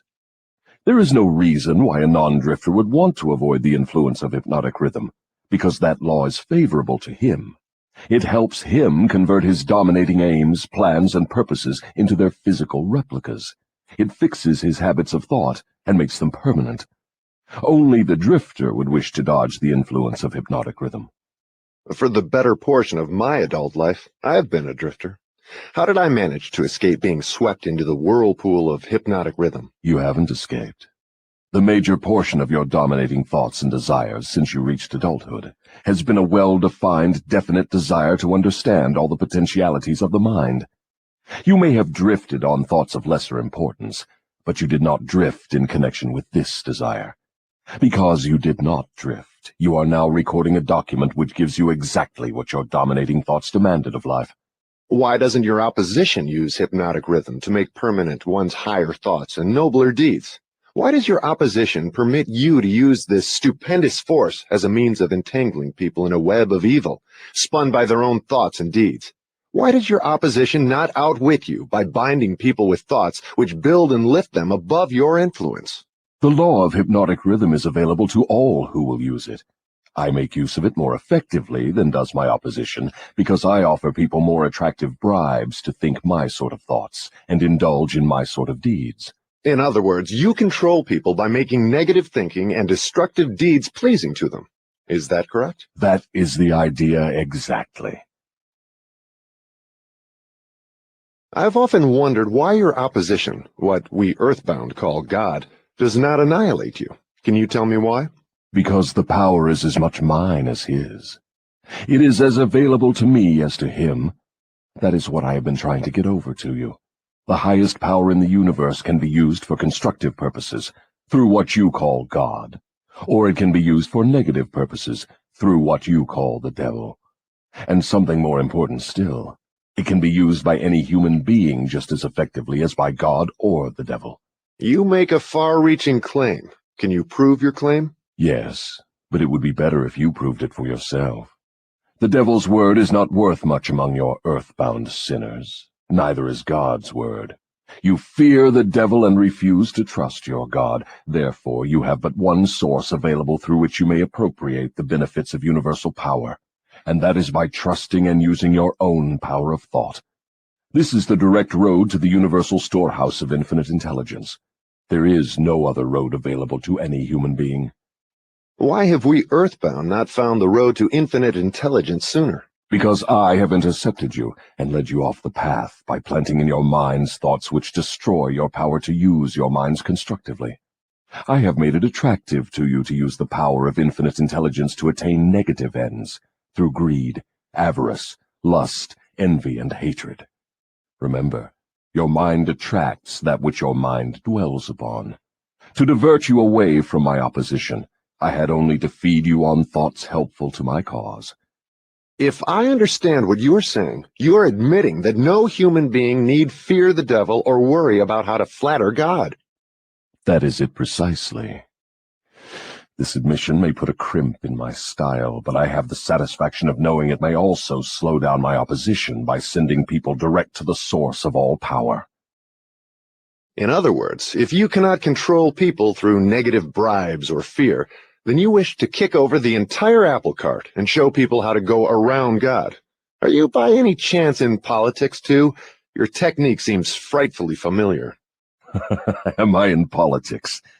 If I am not in politics, who do you believe starts depressions and forces people into wars? Surely you would not lay this at the door of my opposition. As I have already told you, I have allies in all walks of life to help me in connection with all human relationships. Why don't you take over the churches and use them outright in your cause? Do you think I am a fool? Who would keep alive the fear of the devil if I subdued the churches? Who would serve as a decoy to attract the attention of people while I manipulate their minds if I did not have some agency through which to sow the seeds of fear and doubt? The cleverest thing I do is to use the allies of my opposition to keep the fear of hell burning in the minds of people. As long as people fear something, no matter what, I will keep a grip on them. I'm beginning to see your scheme. You use the churches to plant the seed of fear and uncertainty and indefiniteness in the minds of people. These negative states of mind cause people to form the habit of drifting. This habit crystallizes into permanency through the law of hypnotic rhythm. Then the victim is helpless to help himself. Is that right? Hypnotic rhythm, then, is something to be watched and respected. A better way of stating the truth is that hypnotic rhythm is something to be studied, understood, and voluntarily applied to attain definite desired ends. If the force of hypnotic rhythm is not voluntarily applied to attain definite ends, may it be a great danger? Yes, and for the reason that it operates automatically. If it is not consciously applied to attain a desired end, it can, and it will, operate to attain undesired ends. Take the simple illustration of climate, for example. Anyone can see and understand that nature forces every living thing and every element of matter to adjust itself to her climates. In the tropics, she creates trees which bear fruit and reproduce themselves. She forces the trees to adjust themselves to her scorching sun. She forces them to put out leaves suitable for protection against the rays of the sun. These same trees could not survive if removed to the Arctic regions, where nature has established an entirely different climate. In the colder climate, she creates trees which are adjusted to survive and to reproduce themselves, but they could not survive if transplanted in the tropical regions. In the same manner, nature clothes her animals, giving to those in each different climate a covering suited to their comfort and survival in that climate. In a similar manner, nature forces upon the minds of men the influences of their environment, which are stronger than the individual's own thoughts. Children are forced to take on the nature of all influences of those around them, unless their own thoughts are stronger than the influences. Nature sets up a definite rhythm for every environment, and everything within the range of that rhythm is forced to conform to it. Man alone has the power to establish his own rhythm of thought, providing he exercises this privilege before hypnotic rhythm has forced upon him the influences of his environment. Every home, every place of business, every town and village, and every street and community center has its own definite, discernible rhythm. If you wish to know what a difference there is in the rhythms of streets, take a walk up Fifth Avenue in New York, and then down a street in the slums. All forms of rhythm become permanent with time. Does each individual have his own rhythm of thought? Yes, that is precisely the major difference between individuals. The person who thinks in terms of power, success, opulence, sets up a rhythm which attracts these desirable possessions. The person who thinks in terms of misery, failure, defeat, discouragement, and poverty attracts these undesirable influences. This explains why both success and failure are the result of habit. Habit establishes one's rhythm of thought, and that rhythm attracts the object of one's dominating thoughts.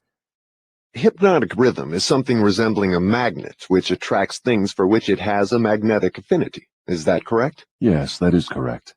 That is why the poverty-stricken herd themselves into the same communities. It explains that old saying, misery loves company. It also explains why people who begin to succeed in any undertaking find that success multiplies with less effort as time goes on. All successful people use hypnotic rhythm, either consciously or unconsciously, by expecting and demanding success. The demand becomes a habit, hypnotic rhythm takes over the habit, and the law of harmonious attraction translates it into its physical equivalent. In other words, if I know what I want from life, demand it, and back my demand by a willingness to pay life's price for what I want, and refuse to accept any substitutes, the law of hypnotic rhythm takes over my desire and helps, by natural and logical means, to transmute it into its physical counterpart. Is that true? That describes the way the law works. Science has established irrefutable evidence that people are what they are because of heredity and environment. They bring over with them at birth a combination of all the physical qualities of all their numberless ancestors. After they arrive here, they reach the age of self-consciousness, and from there on, they shape their own personalities and more or less fix their own earthly destinations as the result of the environmental influences to which they are subjected, especially the influences which control them during early childhood.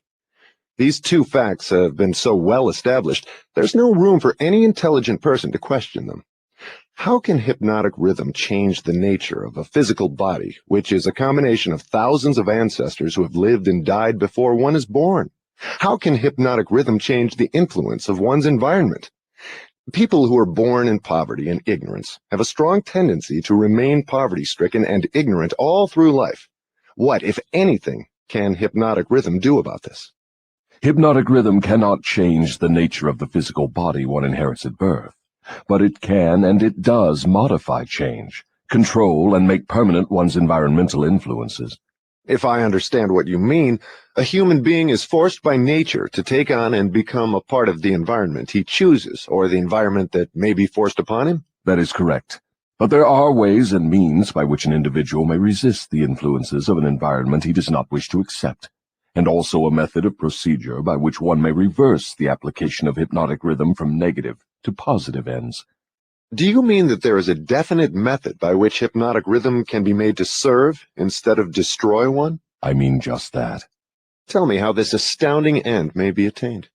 For my description to be of any practical value, it will be necessarily lengthy, because it will have to cover 7 principles of psychology which must be understood and applied by all who use hypnotic rhythm to aid them in forcing life to yield that which they want. Then break your description into 7 parts, each giving a detailed analysis of one of the 7 principles with simple instructions for its practical application. Your Majesty will now proceed to unfold the secrets of the 7 principles through which human beings may force life to provide them with spiritual, mental, and physical freedom.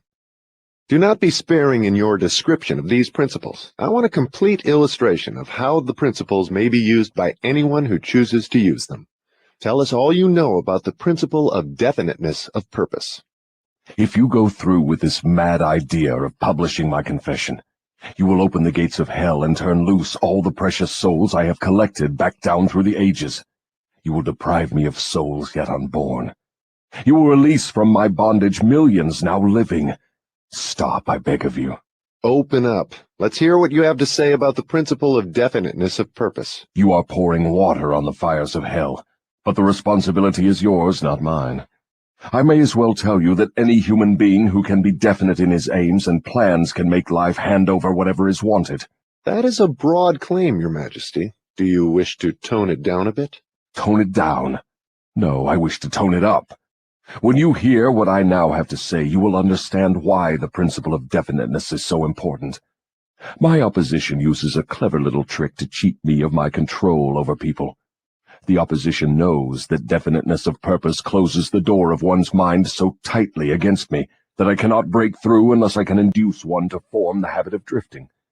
Why doesn't your opposition give your secret to all people by telling them to avoid you through definiteness of purpose? You have already admitted that 2 out of every 100 people belong to your opposition. Because I am more clever than my opposition. I draw people away from definiteness with my promises. You see, I control more people than my opposition because I am a better salesman and a better showman. I attract people by feeding them liberally of the thought habits in which they like to indulge. Is definiteness of purpose something with which one must be born, or may it be acquired? Everyone, as I have told you before, is born with the privilege of being definite, but 98 out of every 100 people lose this privilege by sleeping on it. The privilege of definiteness can be maintained only by adopting it as a policy by which one is guided in all the affairs of life. Oh, I see. One takes advantage of the principle of definiteness, just as one may build a strong physical body, through constant, systematic use. Is that it? You have stated the truth clearly and accurately. Now I think we are getting somewhere, Your Majesty. We have at long last found a starting point from which all who become self-determining in life must take off.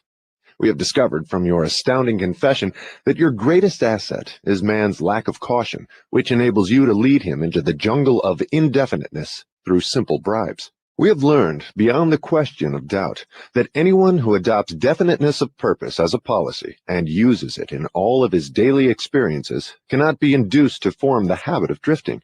Without the aid of the drifting habit, you are powerless to attract people through promises. Is this correct? I couldn't have stated the truth more clearly myself.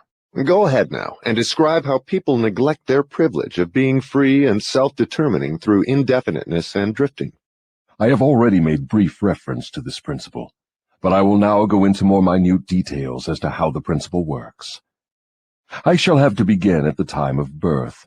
When a child is born, it brings with it nothing but a physical body representing the evolutionary results of millions of years of ancestry. Its mind is a total blank. When the child reaches the age of consciousness and begins to recognize the objects of its surroundings, it begins also to imitate others. Imitation becomes a fixed habit. Naturally, the child imitates, first of all, its parents. Then it begins to imitate its other relatives and daily associates, including its religious instructors and school teachers. The imitation extends not merely to physical expression, but also to thought expression. If a child's parents fear me and express that fear within range of the child's hearing, the child picks up the fear through the habit of imitation and stores it away as part of its subconscious stock of beliefs. If the child's religious instructor expresses any form of fear of me, and they all do in one form or another, that fear is added to the similar fear passed to the child by its parents, and the two forms of negative limitation are stored away in the subconscious mind to be drawn upon and used by me later in life. In a similar way, the child learns by imitation to limit its power of thought by filling its mind with envy, hatred, greed, lust, revenge, and all the other negative impulses of thought which destroy all possibility of definiteness. Meanwhile, I move in and induce the child to drift until I bind its mind through hypnotic rhythm. Am I to understand from your remarks that you have to gain control of people while they are very young, or lose your opportunity at them altogether? I prefer to claim them before they come into possession of their own minds. Once any person learns the power of his own thoughts, he becomes positive and difficult to subdue. As a matter of fact, I cannot control any human being who discovers and uses the principle of definiteness. Is the habit of definiteness a permanent protection against your control? No, not by any means. Definiteness closes the door of one's mind to me only as long as that person follows the principle as a matter of policy. Once any person hesitates, procrastinates, or becomes indefinite about anything, he is just one step removed from my control. What has definiteness to do with one's material circumstances? I want to know if one may acquire power through definiteness of purpose without inviting destruction through the law of compensation. Your question limits my illustrations because there are so few people in the world who understand, and there have been so few in the past who understood, how to use definiteness of purpose without attracting to themselves the negative application of the law of compensation. Here you are forcing me to disclose one of my most prized tricks. I am bound to tell you that I eventually reclaim for my cause all who escape me temporarily through definiteness of purpose. The reclamation is made by filling the mind with greed for power and the love of egotistical expression, until the individual falls into the habit of violating the rights of others. Then I step in with the law of compensation and reclaim my victim. So I see from your admission that definiteness of purpose may be dangerous in proportion to its possibility as a power. Is that true? Yes, and what is more important, every principle of good carries with it the seed of an equivalent danger. That is hard to believe. What danger, for example, can there be in the habit of love of truth? The danger lies in the word habit. All habits, save only that of the love of definiteness of purpose, may lead to the habit of drifting. Love for truth, unless it assumes the proportion of definite pursuit of truth, may become similar to all other good intentions. You know, of course, what I do with good intentions. Is love for one's relatives also dangerous? The love for anything or anyone, save only the love of definiteness of purpose, may become dangerous. Love is a state of mind which beclouds reason, saps willpower, and blinds one to facts and truth. Everyone who becomes self-determining and gains spiritual freedom to think his own thoughts must examine carefully every emotion that seems even remotely related to love. You may be surprised to know that love is one of my most effective baits. With it I lead into the habit of drifting those whom I could attract with nothing else. That is why I have placed it at the head of my list of bribes. Show me what any person loves most, and I will have my cue as to how that person can be induced to drift until I bind him with hypnotic rhythm. Love and fear combine to give me the most effective weapons with which I induce people to drift. One is as helpful to me as the other. Both have the effect of causing people to neglect to develop definiteness in the use of their own minds. Give me control over a person's fears and tell me what he loves most, and you may as well mark that person down as my slave. Both love and fear are emotional forces of such stupendous potency that either may completely set aside the power of will and the power of reason. Without will and reason, there is nothing left to support definiteness of purpose. But, Your Majesty, life would not be worth living if people never felt the emotion of love. Ah! You are right as far as your reasoning goes, but you neglected to add that love should be under one's definite control at all times. Of course, love is a desirable state of mind, but it also is a palliative, which may be used to limit or destroy reason and willpower, both of which rate above love in importance to human beings who want freedom and self-determination.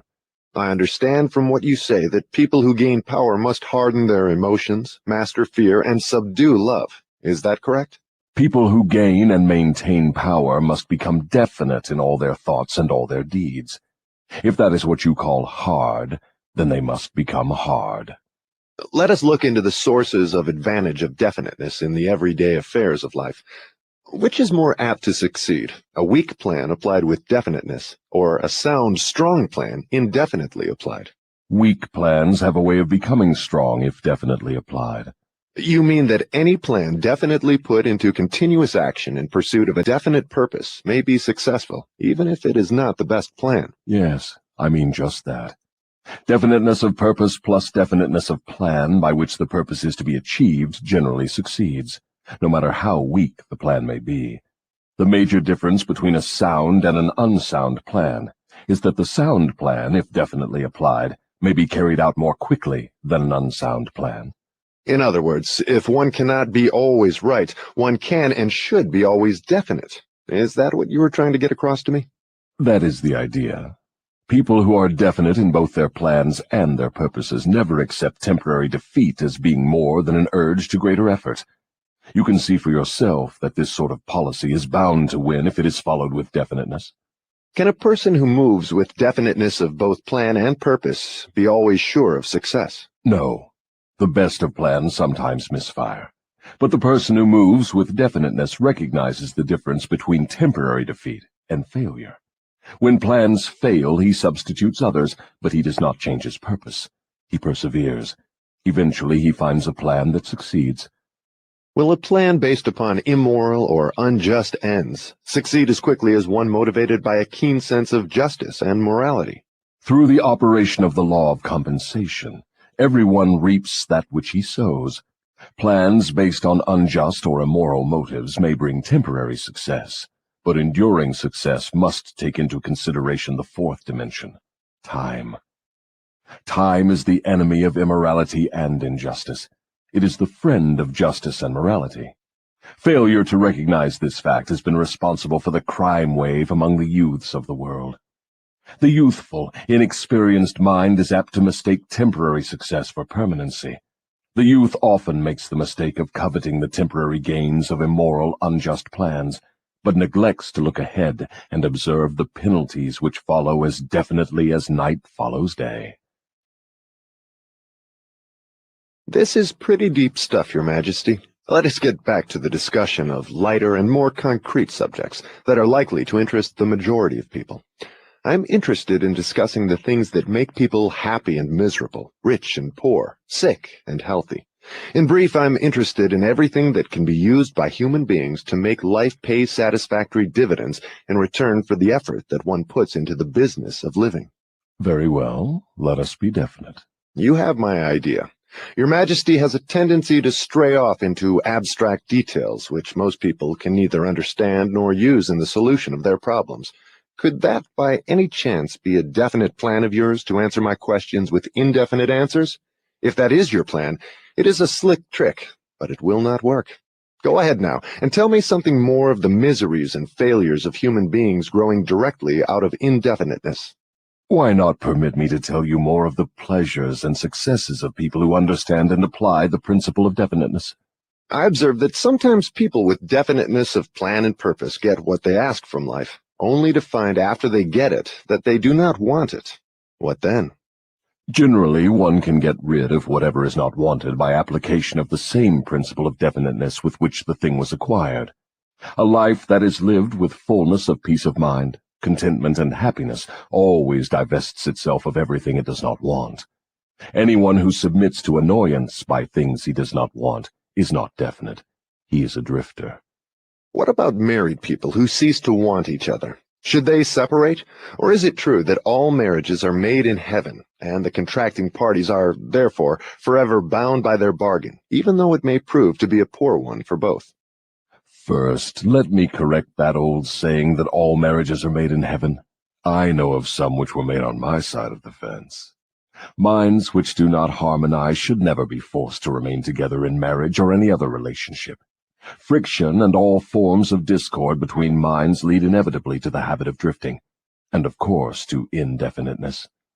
Aren't people sometimes bound to others by a relationship of duty, which renders it impractical for them to take from life what they want most?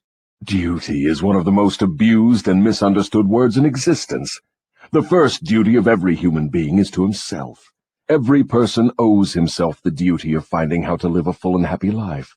Beyond this, if one has time and energy, not needed in the fulfillment of his own desires, one may assume responsibility for helping others. Isn't that a selfish attitude? And isn't selfishness one of the causes of failure to find happiness? I stand by my statement that there is no higher duty than that which one owes himself. Doesn't a child owe something in the way of duty to its parents, who gave it life and sustenance during its periods of helplessness? Not at all. It is just the other way around.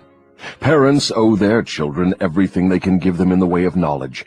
Beyond that, Parents often spoil instead of helping their offspring by a false sense of duty, which prompts them to indulge their children instead of forcing them to seek and gain knowledge at first hand. I see what you mean.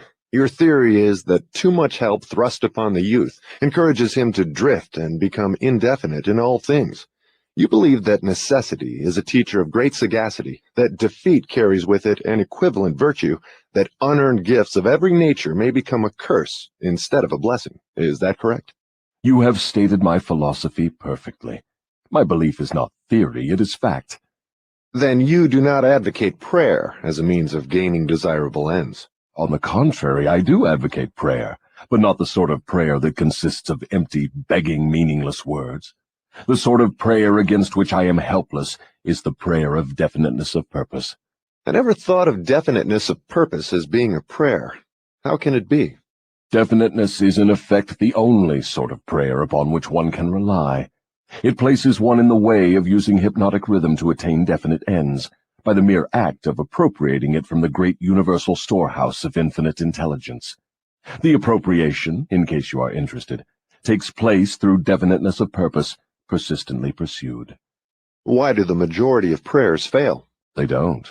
All prayers bring that for which one prays. But you just said that definiteness of purpose is the only sort of prayer upon which one can rely. Now you say that all prayers bring results. What do you mean? There is nothing inconsistent about it. The majority of people who pray go to prayer only after everything else fails them. Naturally, they go with their minds filled with fear that the prayers will not be answered. Well, their fears are realized. The person who goes to prayer with definiteness of purpose and faith in the attainment of that purpose puts into motion the laws of nature, which transmute one's dominating desires into their physical equivalent. That is all there is to prayer. One form of prayer is negative and brings only negative results. One form is positive and brings definite positive results. Could anything be more simple? People who whine and beg God to assume responsibility for all their troubles and provide them with all the necessities and luxuries of life are too lazy to create what they want and translate it into existence through the power of their own minds. When you hear a person praying for something that he should procure through his own efforts, you may be sure you are listening to a drifter. Infinite intelligence favors only those who understand and adapt themselves to her laws. She makes no discrimination because of fine character or pleasing personality. These things help people negotiate their way through life more harmoniously with one another. But the source from which prayer is answered is not impressed by fine feathers. Nature's law is, know what you want, adapt yourself to my laws, and you shall have it. Does that harmonize with the teachings of Christ? Perfectly. Also, it harmonizes with the teachings of all truly great philosophers. Is your theory of definiteness in harmony with the philosophy of man of science? Definiteness is the major difference between a scientist and a drifter. Through the principle of definiteness of purpose and plan, the scientist forces nature to hand over her most profound secrets. It was through this principle that Edison uncovered the secret of the talking machine, the incandescent electric light, and scores of other benefits for mankind. Then I understand that definiteness is the first requisite for success in all earthly undertakings. Is that right? Exactly. Anything which teaches people to examine facts and coordinate them into definite plans through accurate thinking is hard on my profession. If this thirst for definite knowledge now spreading over the world keeps up, my business will be shot to pieces within the next few centuries. I thrive on ignorance, superstition, intolerance, and fear. But I cannot stand up under definite knowledge properly organized into definite plans in the minds of people who think for themselves. Why don't you take over omnipotence and manage the whole works in your own way? You might as well ask why the negative portion of the electron doesn't take over the positive portion and run the entire works. The answer is that both the positive and the negative charges of energy are necessary to the existence of the electron. One is balanced equally against the other, stalemated as it were. So it is with what you call omnipotence and I. We represent the positive and the negative forces of the entire system of universes, and we are equally balanced one against the other. If this power of balance were shifted the slightest degree, the whole system of universes would become quickly reduced to a mass of inert matter. Now you know why I cannot take over the whole show and run it my way. If what you say is true, you have exactly the same power as omnipotence. Is that true? That is correct. My opposition, you call it omnipotence, expresses itself through the forces which you call good, the positive forces of nature. I express myself through the forces you call bad, the negative forces. Both good and bad are coincidental with existence. One is as important as the other. Then the doctrine of predestination is sound. People are born to success or failure, misery or happiness, to be good or bad, and they have nothing to do with this, nor can they modify their natures. Is that your claim? Emphatically not. Every human being has a wide range of choice in both his thoughts and his deeds. Every human being can use his brain for the reception and the expression of positive thoughts, or he can use it for the expression of negative thoughts. His choice in this important matter shapes his entire life. From what you have said, I gather the idea that human beings have more freedom of expression than either you or your opposition. Is that correct? That is true. Omnipotence and I are bound by immutable laws of nature. We cannot express ourselves in any manner not conforming to these laws. Then it is true that man has rights and privileges not available to either omnipotence or the devil. Is that the truth? Yes, that is true. But you might well have added that man is not yet fully awakened to the realization of this potential power. Man still regards himself as something resembling the worms in the dust, when in reality he has more power than all other living things combined. Definiteness of purpose seems to be a panacea for all evils of man. Not that, perhaps, but you may be sure no one ever will become self-determining without it. Why aren't children taught definiteness of purpose in the public schools? For the reason that there is no definite plan or purpose behind any of the school curricula. Children are sent to school to make credits and to learn how to memorize, not to learn what they want of life. What good is a school credit if one cannot convert it into the material and spiritual needs of life? I am only a devil, not an unwinder of riddles. I deduce from all you say that neither the schools nor the churches prepare the youths of the world with a practical working knowledge of their own minds. Is anything of more importance to a human being than an understanding of the forces and circumstances which influence his own mind? The only thing of enduring value to any human being is a working knowledge of his own mind. The churches do not permit a person to inquire into the possibilities of his own mind, and the schools do not recognize that such a thing as a mind exists. Aren't you a little hard on the schools and the churches? No, I am merely describing them as they are, without bias or prejudice. Aren't the schools and the churches your bitter enemies? Their leaders may think they are, but I am impressed only by facts. The truth is this, if you must know it. The churches are my most helpful allies, and the schools run the churches a close second. On what specific or general grounds do you make this claim? On the grounds that both the churches and the schools help me to convert people to the habit of drifting. Do you realize that your charge is substantially a sweeping indictment of the two institutions of major importance which have been responsible for civilization in its present form? Do I realize it? Man alive, I gloat over it. If the schools and churches had taught people how to think for themselves, where would I be now? This confession of yours will disillusion millions of people whose only hope for salvation is in their churches. Isn't that a cruel thing to do to them? Wouldn't most people be better off living in the bliss of ignorance than to know the truth about you? What do you mean by the term salvation? From what are people being saved? The only form of enduring salvation that is worth a green fig to any human being is that which comes from recognition of the power of his own mind. Ignorance and fear are the only enemies from which men need salvation. You seem to hold nothing sacred. You are wrong. I hold sacred the one thing which is my master, the one thing I fear. What is that? The power of independent thought backed by definiteness of purpose. Then you do not have many people to fear. Only 2 out of every 100, to be exact. I control all others. Let's give the churches a rest and get back to the public schools.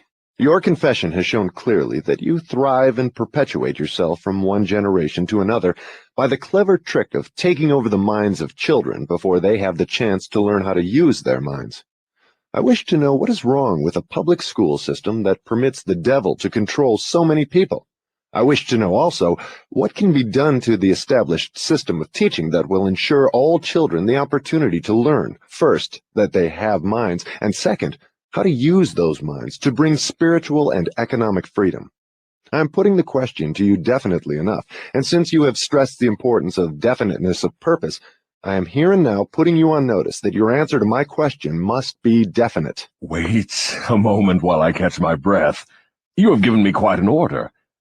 It seems strange that you would come to the devil to learn how to live. I should think you would go to my opposition. Why don't you? Your Majesty, it is you who are on trial here, not I.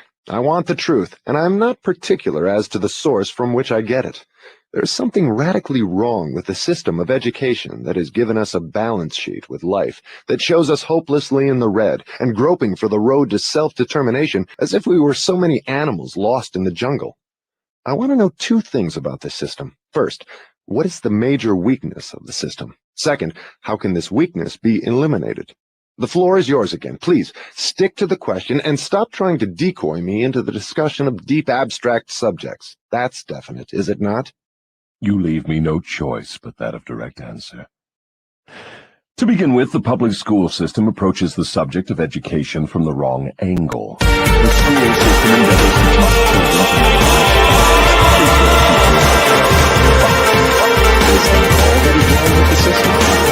It's only the beginning.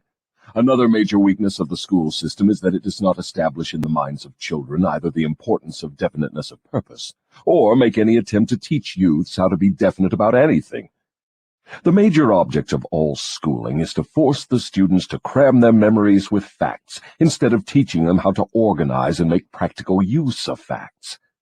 This cramming system centers the attention of students on the accumulation of credits, but overlooks the important question of how to use knowledge in the practical affairs of life. This system turns out graduates whose names are inscribed upon parchment certificates, but whose minds are empty of self-determination. The school system got off to a bad start at the beginning. The schools began as institutions of higher learning, operated entirely for the select few whose wealth and family entitled them to education. Thus, the entire school system was evolved by beginning at the top and working back down to the bottom. It is no wonder the system neglects to teach children the importance of definiteness of purpose, when the system itself has literally evolved through indefiniteness. What would correct this weakness of the public school system? Let's not complain of the weakness of the system unless we are prepared to offer a practical remedy with which it can be corrected. In other words, while we are discussing the importance of definiteness of plan and purpose, let us take our own medicine and be definite. Why don't you lay off the schools and churches and save yourself plenty of trouble? Don't you know that you are poking your nose into the affairs of the two forces that control the world? Suppose you do show up the schools and the churches as being weak and inadequate for the needs of human beings. What then? With what are you going to replace these two institutions? Stop trying to evade my questions by the old trick of asking a counter-question. I do not propose to replace the schools and churches, but I do propose to find out, if I can, how these organized forces can be modified so that they will serve people instead of keeping them in ignorance. Go ahead now and give me a detailed catalog of all the changes in the public school system which would improve it. So you want the entire catalog, do you? Do you want the suggested changes in the order of their importance? Describe the changes needed, just as they come to you. You are forcing me to commit an act of treason against myself. But here it is. Reverse the present system by giving children the privilege of leading in their schoolwork instead of following orthodox rules designed only to impart abstract knowledge. Let instructors serve as students, and let the students serve as instructors. As far as possible, organize all schoolwork into definite methods through which the student can learn by doing, and direct the classwork so that every student engages in some form of practical labor connected with the daily problems of life. Ideas are the beginning of all human achievement. Teach all students how to recognize practical ideas that may be of benefit in helping them acquire whatever they demand of life. Teach the students how to budget and use time. And above all, teach the truth that time is the greatest asset available to human beings, and the cheapest. Teach the student the basic motives by which all people are influenced, and show how to use these motives in acquiring the necessities and the luxuries of life. Teach children what to eat, how much to eat, and what is the relationship between proper eating and sound health. Teach children the true nature and function of the emotion of sex. And above all, teach them that it can be transmuted into a driving force capable of lifting one to great heights of achievement. Teach children to be definite in all things, beginning with the choice of a definite major purpose in life. Teach children the nature of and possibilities for good and evil in the principle of habit, using as illustrations with which to dramatize the subject the everyday experiences of children and adults. Teach children how habits become fixed through the laws of hypnotic rhythm, and influence them to adopt, while in the lower grades, habits that will lead to independent thought. Teach children the difference between temporary defeat and failure, and show them how to search for the seed of an equivalent advantage which comes with every circumstance of defeat. Teach children to express their own thoughts fearlessly, and to accept or reject at will all ideas of others, reserving to themselves always the privilege of relying upon their own judgment. Teach children to reach decisions promptly and to change them, if at all, slowly and with reluctance, and never without a definite reason. Teach children that the human brain is the instrument with which one receives from the great storehouse of nature the energy which is specialized into definite thoughts, that the brain does not think, but serves as an instrument for the interpretation of stimuli which cause thought. Teach children the value of harmony in their own minds, and that this is attainable only through self-control. Teach children the nature and the value of self-control. Teach children that there is a law of increasing returns which can be and should be put into operation as a matter of habit, by rendering always more service and better service than is expected of them. Teach children the true nature of the golden rule, and above all show them that through the operation of this principle, everything they do to and for another, they also do to and for themselves. Teach children not to have opinions unless they are formed from facts, or beliefs which may reasonably be accepted as facts. Teach children that cigarettes, liquor, narcotics, and overindulgence in sex destroy the power of will and lead to the habit of drifting. Do not forbid these evils, just explain them. Teach children the danger of believing anything merely because their parents, religious instructors, or someone else says it is so. Teach children to face facts, whether they are pleasant or unpleasant, without resorting to subterfuge or offering alibis. Teach children to encourage the use of their sixth sense, through which ideas present themselves in their minds from unknown sources, and to examine all such ideas carefully. Teach children the full import of the law of compensation as it was interpreted by Ralph Waldo Emerson, and show them how the law works in the small everyday affairs of life. Teach children that definiteness of purpose, backed by definite plans persistently and continuously applied, is the most efficacious form of prayer available to human beings. Teach children that the space they occupy in the world is measured definitely by the quality and quantity of useful service they render the world. Teach children there is no problem which does not have an appropriate solution, and that the solution often may be found in the circumstance creating the problem. Teach children that their only real limitations are those which they set up or permit others to establish in their own minds.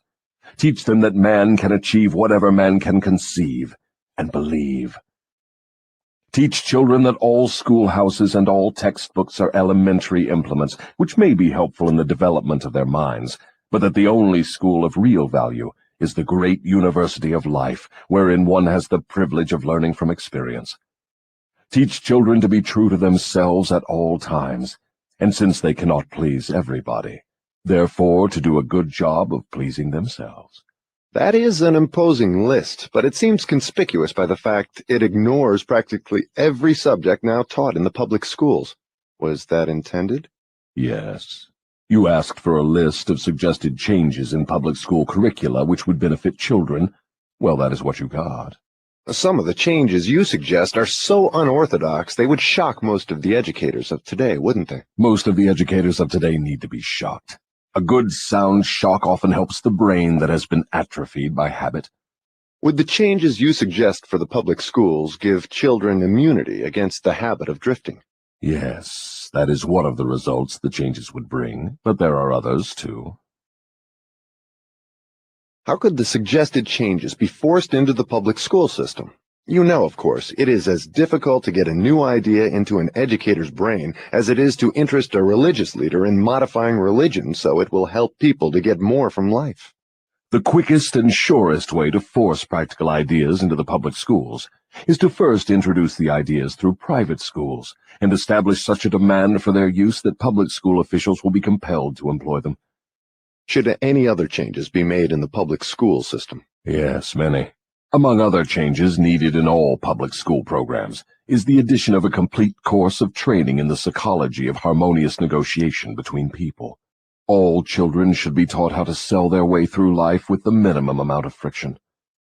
Every public school should teach the principles of individual achievement through which one may attain to a position of financial independence. Classes should be abolished altogether. They should be replaced by the round table or conference system, such as businessmen employ. All students should receive individual instruction and guidance in connection with subjects which cannot be properly taught in groups. Every school should have an auxiliary group of instructors consisting of business and professional people, scientists, artists, engineers, and newspapermen, each of whom would impart to all the students a practical working knowledge of his own profession, business, or occupation. This instruction should be conducted through the conference system to save the time of the instructors. What you have suggested is, in effect, an auxiliary system of instruction that would give all school children a working knowledge of the practical affairs of life, direct from the original source. Is that the idea? You've stated it correctly. Let us dismiss the public school system and go back to the churches for a moment. All my life, I have heard clergymen preaching against sin and warning sinners to beware and repent so they could be saved, but I've never heard any of them tell me what sin is. Will you give me some light on this subject? Sin is anything one does or thinks which causes one to be unhappy.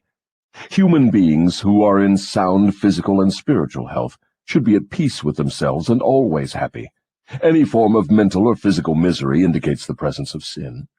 Name some of the common forms of sin.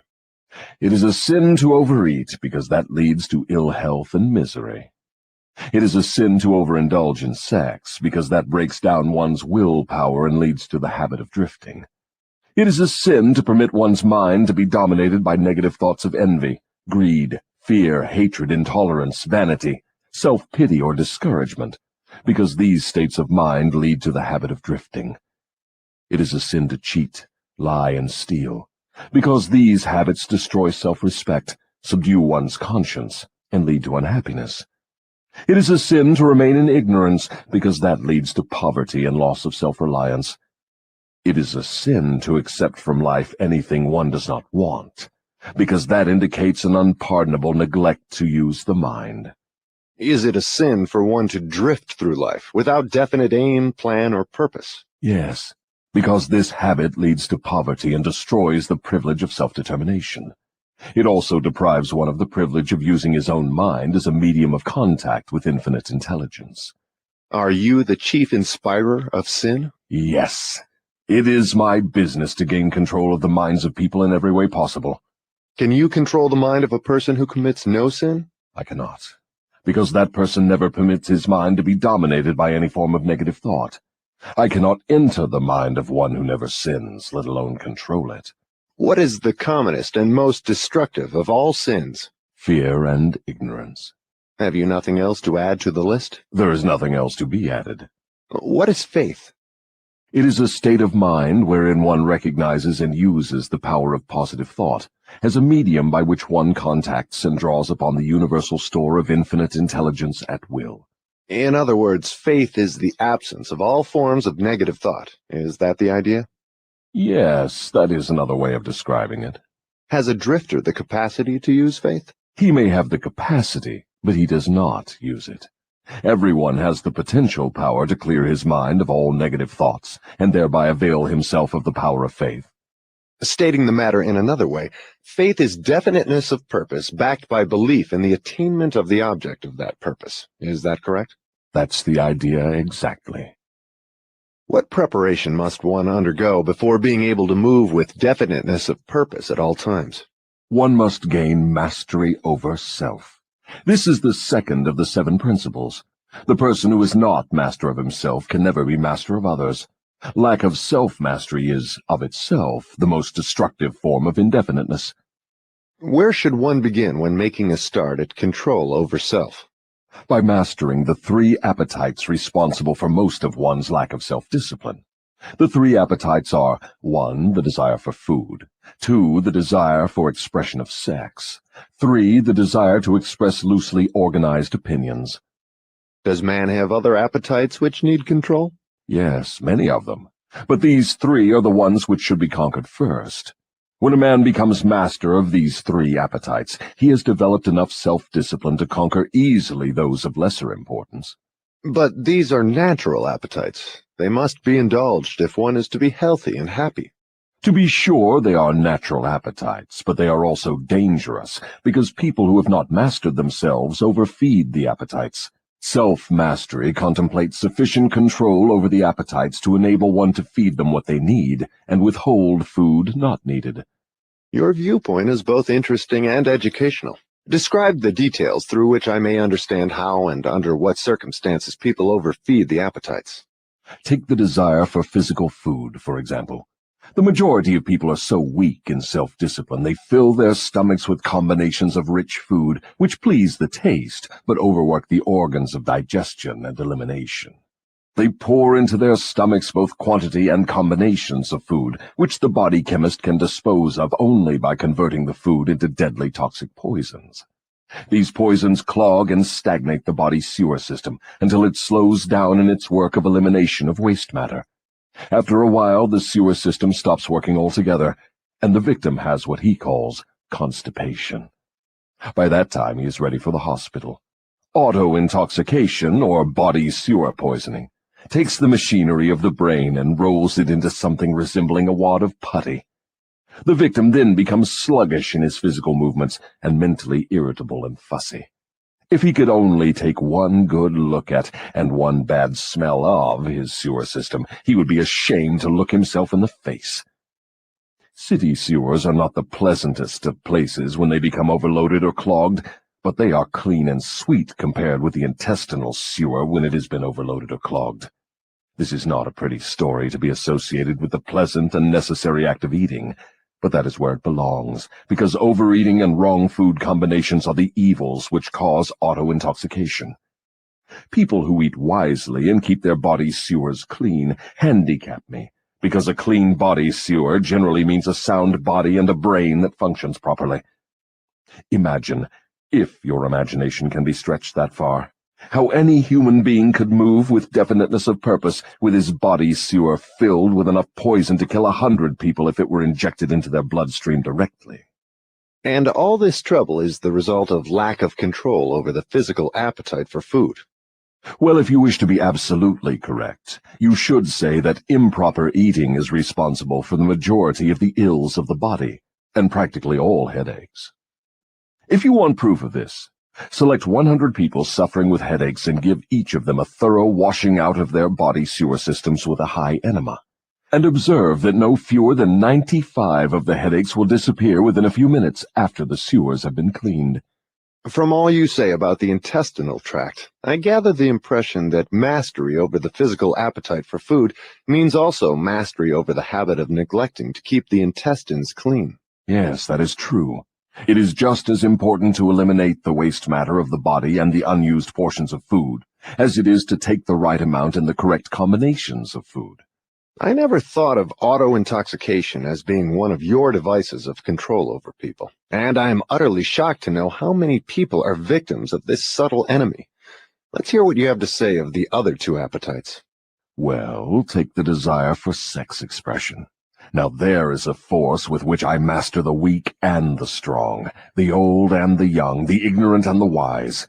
In fact, I master all who neglect to master sex. How can one master the emotion of sex? By the simple process of transmuting that emotion into some form of activity other than copulation. Sex is one of the greatest of all forces which motivate human beings. Because of this fact, It is also one of the most dangerous forces.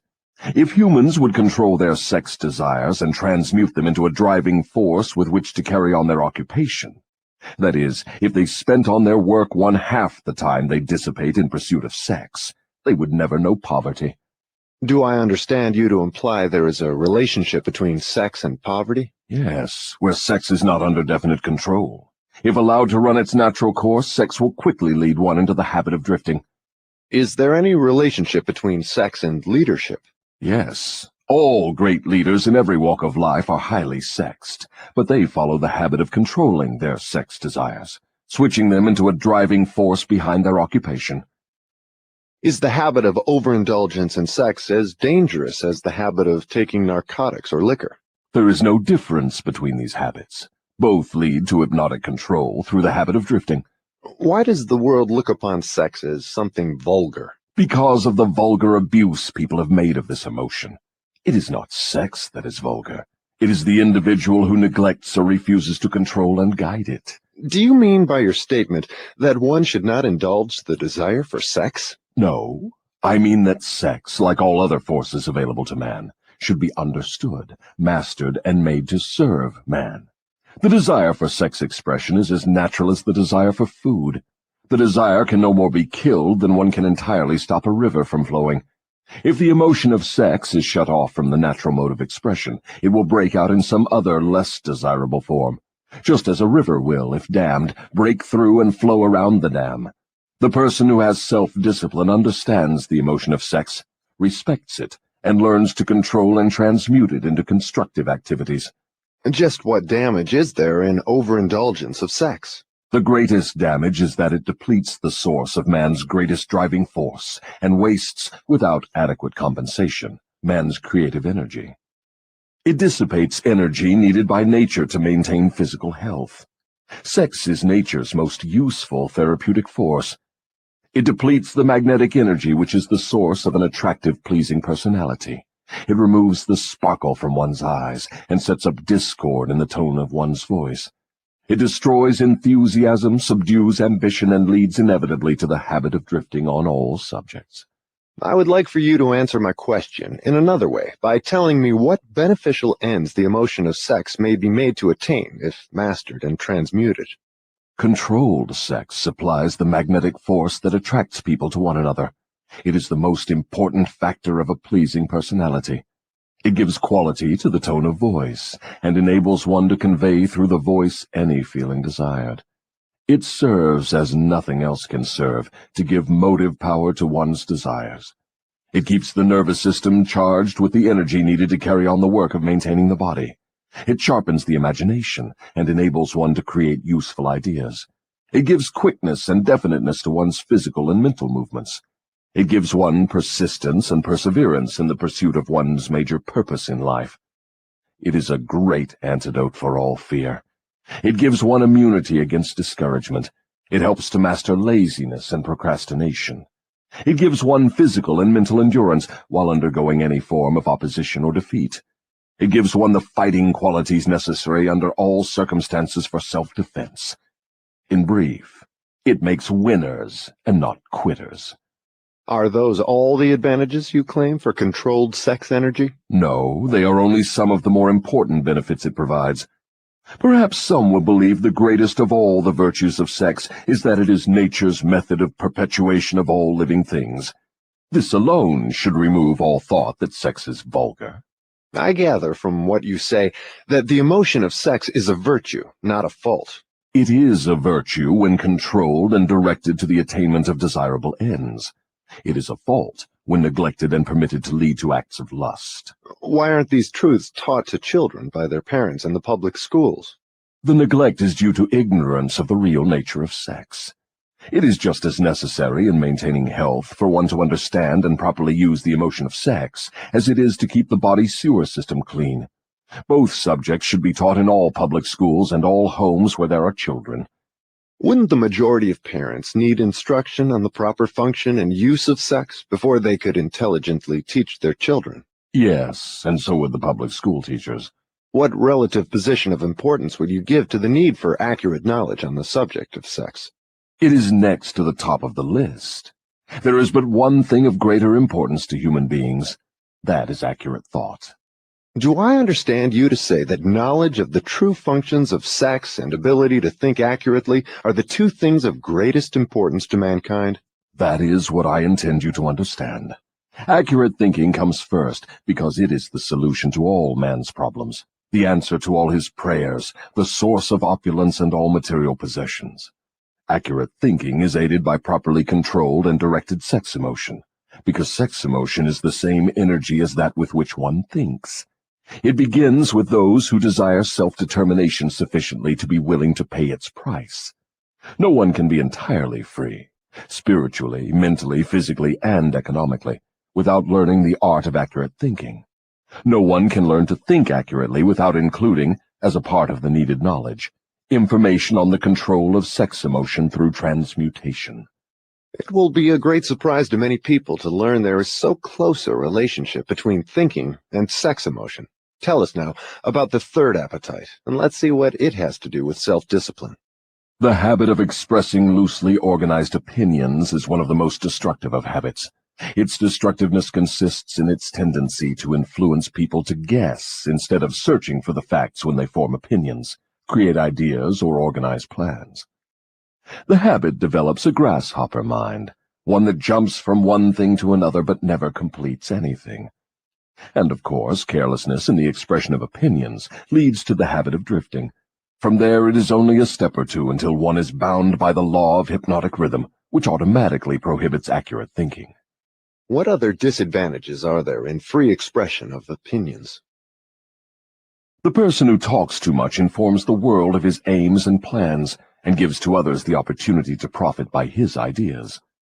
Wise men keep their plans to themselves and refrain from expressing uninvited opinions. This prevents others from appropriating their ideas and makes it difficult for others to interfere with their plans. Why do so many people indulge in the habit of expressing uninvited opinions? The habit is one way of expressing egotism and vanity. The desire for self-expression is inborn in people. The motive back of the habit is to attract the attention of others and to impress them favorably. Actually, it has just the opposite effect. When the self-invited speaker attracts attention, it usually is unfavorable. Yes. What other disadvantages has the habit? The person who insists on talking seldom has an opportunity to learn by listening to others. But isn't it true that a magnetic speaker often puts himself in the way of opportunity to benefit himself by attracting the attention of others through his powers of oratory? Yes, a magnetic orator does have an asset of tremendous value in his ability to impress people by his speech. But he cannot make the best use of this asset if he forces his speech on others without their invitation.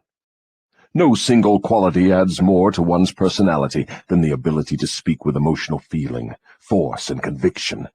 But the speaker must not impose his speech upon others without being invited to do so. There is an old saying that nothing is worth more than its actual cost. This applies as well to the free, uninvited expression of opinions as to material things. What about people who volunteer their opinions by expressing them in writing? Do they also suffer by lack of self-discipline? One of the worst pests on earth is the person who writes uninvited letters to people of prominence. Men in public office, moving picture stars, men who have succeeded in business or written a best-selling book. And people whose names appear often in the newspapers are continuously besieged by people who write letters expressing their opinion on all subjects. But the writing of uninvited letters is a harmless way of finding pleasure through self-expression, is it not? What damage does one do by the habit? Habits are contagious. Every habit attracts a flock of its relatives. The habit of doing anything that is useless leads to the formation of other habits that are useless, especially the habit of drifting. But that is not all the dangers associated with the habit of indulging in uninvited expression of opinions. The habit creates enemies and places in their hands dangerous weapons by which they may do great injury to the one who indulges in it. Thieves and confidence men and racketeers pay big prices for the names and addresses of the writers of uninvited letters. Knowing as they do, the writers of these letters become easy victims of all manner of schemes that result in the loss of their money. They refer to the writers of such letters as nuts. If you wish to know how foolish people are who write uninvited letters, read the nut column of any newspaper, the column in which the paper publishes the voluntary opinions of its readers, and you will see for yourself how the writers of such letters antagonize people and invite opposition from others. Now, I had no idea, Your Majesty, that people get into so much difficulty through uninvited expression of their opinions. But now that you have brought up the subject, I do remember writing the editor of a prominent magazine an uninvited letter of criticism, which cost me a fine position on his staff, at a fat salary. That is a perfect example. The proper place to begin self-discipline is right where you stand. The way to begin is by recognizing the truth, that there is nothing for good or evil throughout the myriads of universes except the power of natural law. There is no individual personality anywhere throughout the myriad of universes with the slightest power to influence a human being, save nature and human beings themselves. There is no human being now living, no human being has ever lived, and no human being ever will live with the right or the power to deprive another human being of the inborn privilege of free and independent thought. That privilege is the only one over which any human being can have absolute control. No adult human being ever loses the right to freedom of thought, but most humans lose the benefits of this privilege either by neglect or because it has been taken away from them by their parents or religious instructors before the age of understanding. These are self-evident truths, no less important because they are being called to your attention by the devil than they would be if brought to your attention by my opposition. But what are people going to lean upon in the hour of emergency when they know not where nor to whom to appeal? Let them lean upon the only dependable power available to any human being. And what is that? Themselves. The power of their own thoughts. The only power they can control and may rely upon.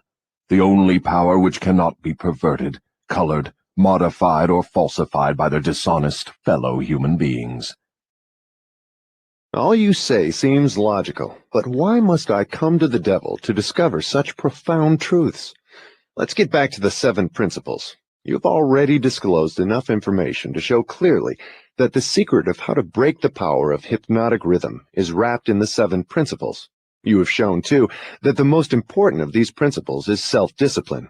Now, go ahead and describe the other 5 principles you have not yet mentioned and indicate what part they play in giving one self-discipline. First, let me summarize that part of my confession we have already covered.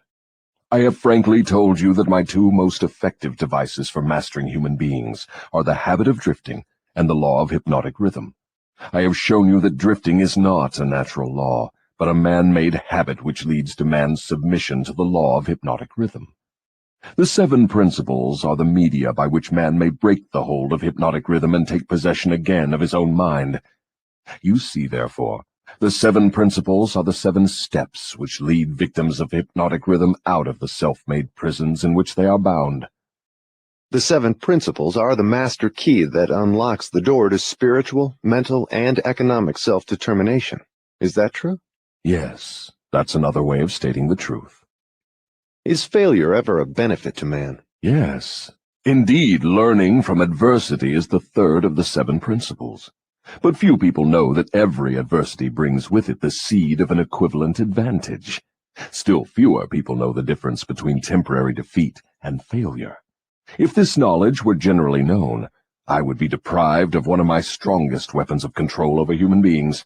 But I understood you to say that failure is one of your greatest allies. I got the impression from your confession that failure causes people to lose ambition and quit trying, and then you take them over without opposition on their part.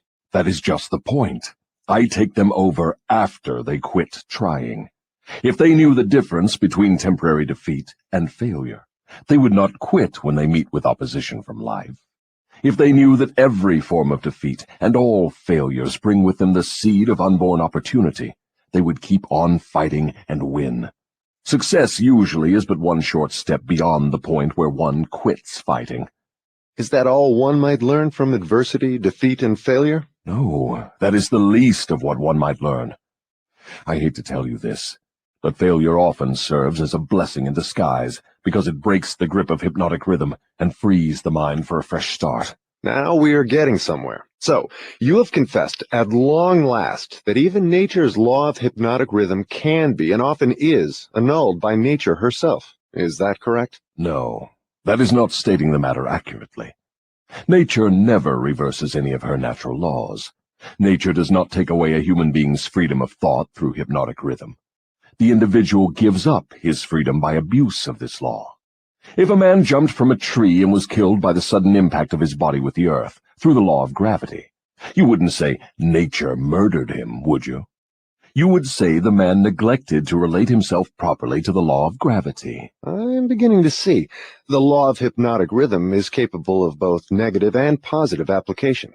It may drag one down to slavery through loss of the privilege of freedom of thought, or it may help one rise to great heights of achievement through the free use of thought, depending on how the individual relates himself to the law. Is that correct? Now you have it right. But what about failure? One does not fail intentionally with purpose aforethought. No one encourages temporary defeat. These are circumstances over which the individual often has no control whatsoever. How, then, can it be said that nature does not take away one's freedom of thought when failure destroys ambition, willpower, and the self-confidence essential to make a fresh start? Failure is a man-made circumstance. It is never real until it has been accepted by man as permanent. Stating it another way, failure is a state of mind. Therefore, it is something an individual can control until he neglects to exercise this privilege. Nature does not force people to fail, but nature does impose her law of hypnotic rhythm upon all minds, and through this law gives permanency to the thoughts which dominate those minds. In other words, failure thoughts are taken over by the law of hypnotic rhythm and made permanent if the individual accepts any circumstances as being permanent failure. That same law just as readily takes over and makes permanent thoughts of success. What part, then, does failure play in helping an individual break the grip of hypnotic rhythm after that law has been fastened upon his mind? Failure brings a climax in which one has the privilege of clearing his mind of fear and making a new start in another direction. Failure proves conclusively that something is wrong with one's aims or the plans by which the object of these aims is sought. Failure is the dead end of the habit path one has been following, and when it is reached, it forces one to leave that path and take up another, thereby creating a new rhythm. But failure does more than this. It gives an individual an opportunity to test himself, wherein he may learn how much willpower he possesses. Failure also forces people to learn many truths they would never discover without it. Failure often leads an individual to an understanding of the power of self-discipline, without which no one could turn back after having once been the victim of hypnotic rhythm. Study the lives of all people who achieve outstanding success in any calling, and observe with profit that their success is usually in exact ratio to their experiences of defeat before succeeding. Is this all you have to say of the advantages of failure? No, I have barely begun. If you want the real significance of adversity, failure, defeat, and all other experiences which break up a human being's habits and force him to form new habits, watch nature at her work. Nature uses illness to break the physical rhythm of the body when the cells and organs become improperly related. She uses economic depressions to break the rhythm of mass thought when great numbers of people become improperly related, through business, social, and political activities. And she uses failure to break the rhythm of negative thought when an individual becomes improperly related to himself in his own mind. Observe carefully, and you will see that everywhere in nature there is always at work a natural law which gives eternal change to all matter, all energy, and to the power of thought. The only permanent thing in the universe is change, eternal, inexorable change, through which every atom of matter and every unit of energy has the opportunity to properly relate itself to all other units of matter and energy. And every human being has the opportunity and the privilege of properly relating himself to all other human beings, no matter how many mistakes he makes, or how many times or in what ways he may be defeated. When mass failure overtakes a nation, such as the 1929 World Business Depression, the circumstance is in perfect harmony with nature's plan to break up man's habits and give out fresh opportunities. What you are saying intrigues me. Am I to understand that hypnotic rhythm has something to do with the way people relate themselves to one another? That abstract, elusive thing called character is nothing but a manifestation of the law of hypnotic rhythm. Therefore, when speaking of one's character, it would be proper to say his thought habits have been crystallized into a positive or a negative personality. Through hypnotic rhythm, one is good or bad because of the knitting together of his thoughts and deeds through hypnotic rhythm. One is bound by poverty or blessed with abundance because his aims, plans, and desires, or lack of them, have been made permanent and real by hypnotic rhythm. Is that all you have to say of the connection between hypnotic rhythm and human relationships? No, I have just begun. Remember, while I am talking, I am speaking of the influence of hypnotic rhythm in connection with all human relationships. Men who succeed in business do so entirely because of the way they relate themselves to their associates and to others outside of the business. Professional men who succeed do so largely because of the manner in which they relate themselves to their clients. It is much more important for the lawyer to know people and to know the laws of nature than it is to know the law. And the doctor is a failure before he starts unless he knows how to relate himself to his patients so as to establish their faith in him. Marriage succeeds or fails entirely because of the manner in which the participants relate themselves to one another. Proper relationship in marriage begins with a proper motive for the marriage. Most marriages do not bring happiness because the contracting parties neither understand nor attempt to understand the law of hypnotic rhythm, through the operation of which every word they speak, every act in which they engage, and every motive by which they are inspired to deal with each other is picked up and woven into a web that entangles them in controversial misery, or gives to them the wings of freedom through which they soar above all forms of unhappiness. Every newly made acquaintanceship between people ripens into friendship and then into spiritual harmony, sometimes called love, or plants a germ of suspicion and doubt which evolves and grows into open rebellion, according to the way in which the participants in the acquaintanceship relate themselves to one another. Hypnotic rhythm picks up the dominating motives, aims, purposes, and feelings of the contacting minds, and weaves these into some degree of faith or fear, love or hatred. After the pattern has taken definite shape, as it does with time, it is forced upon the contacting minds and made a part thereof. In this silent way does nature make permanent the dominating factors of every human relationship. In every human relationship, the evil motives and the evil deeds of the contacting individuals are coordinated and consolidated into definite form and subtly woven into that all-important human trait known as character. In the same manner, the motives and the deeds of good are consolidated and forced upon the individual. You see, therefore, it is not only one's deeds, but also one's very thoughts which determine the nature of all human relationships. You are leading into pretty deep water. Let's keep it near the shore, where I can follow you without fear of getting beyond a safe depth. Go ahead and tell me how this subject of human relationships actually works in the current affairs of a problem-filled world such as we have today. That is a happy thought.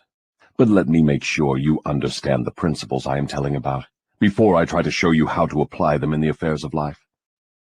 I wish to be sure you understand that the law of hypnotic rhythm is something that no one can control, influence, or evade.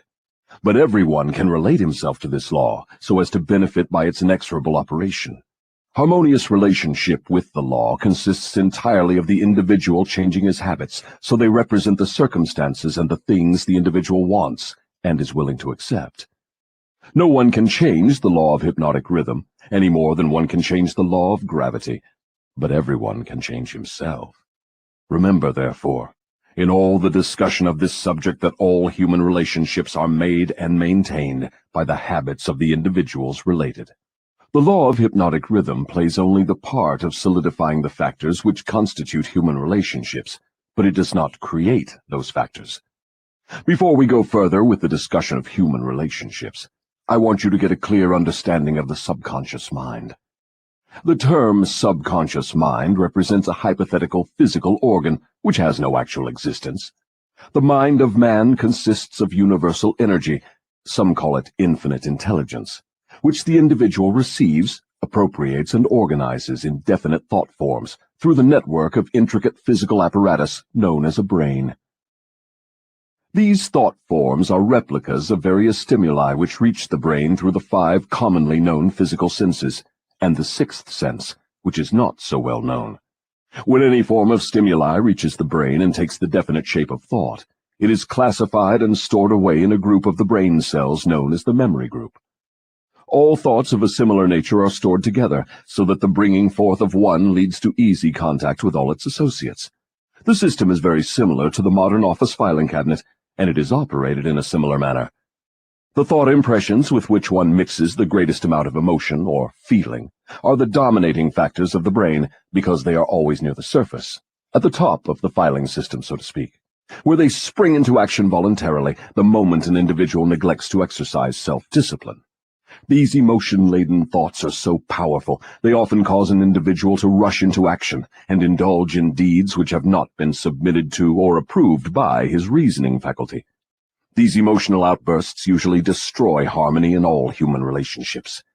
The brain often brings together combinations of emotional feelings so powerful they completely set aside the control of the reasoning faculty. On all such occasions, human relationships are apt to be lacking in harmony. Through the operation of the 6th sense, the brain of a human being may contact the filing cabinet of other brains and inspect at will whatever thought impressions are on file there. The condition under which one person may contact and inspect the filing cabinet of another person's brain is generally known as harmony. But you may better understand what is meant if I say brains attuned to the same rate of thought vibrations can easily and quickly exercise the privilege of entering and inspecting each other's filing cabinets of thoughts.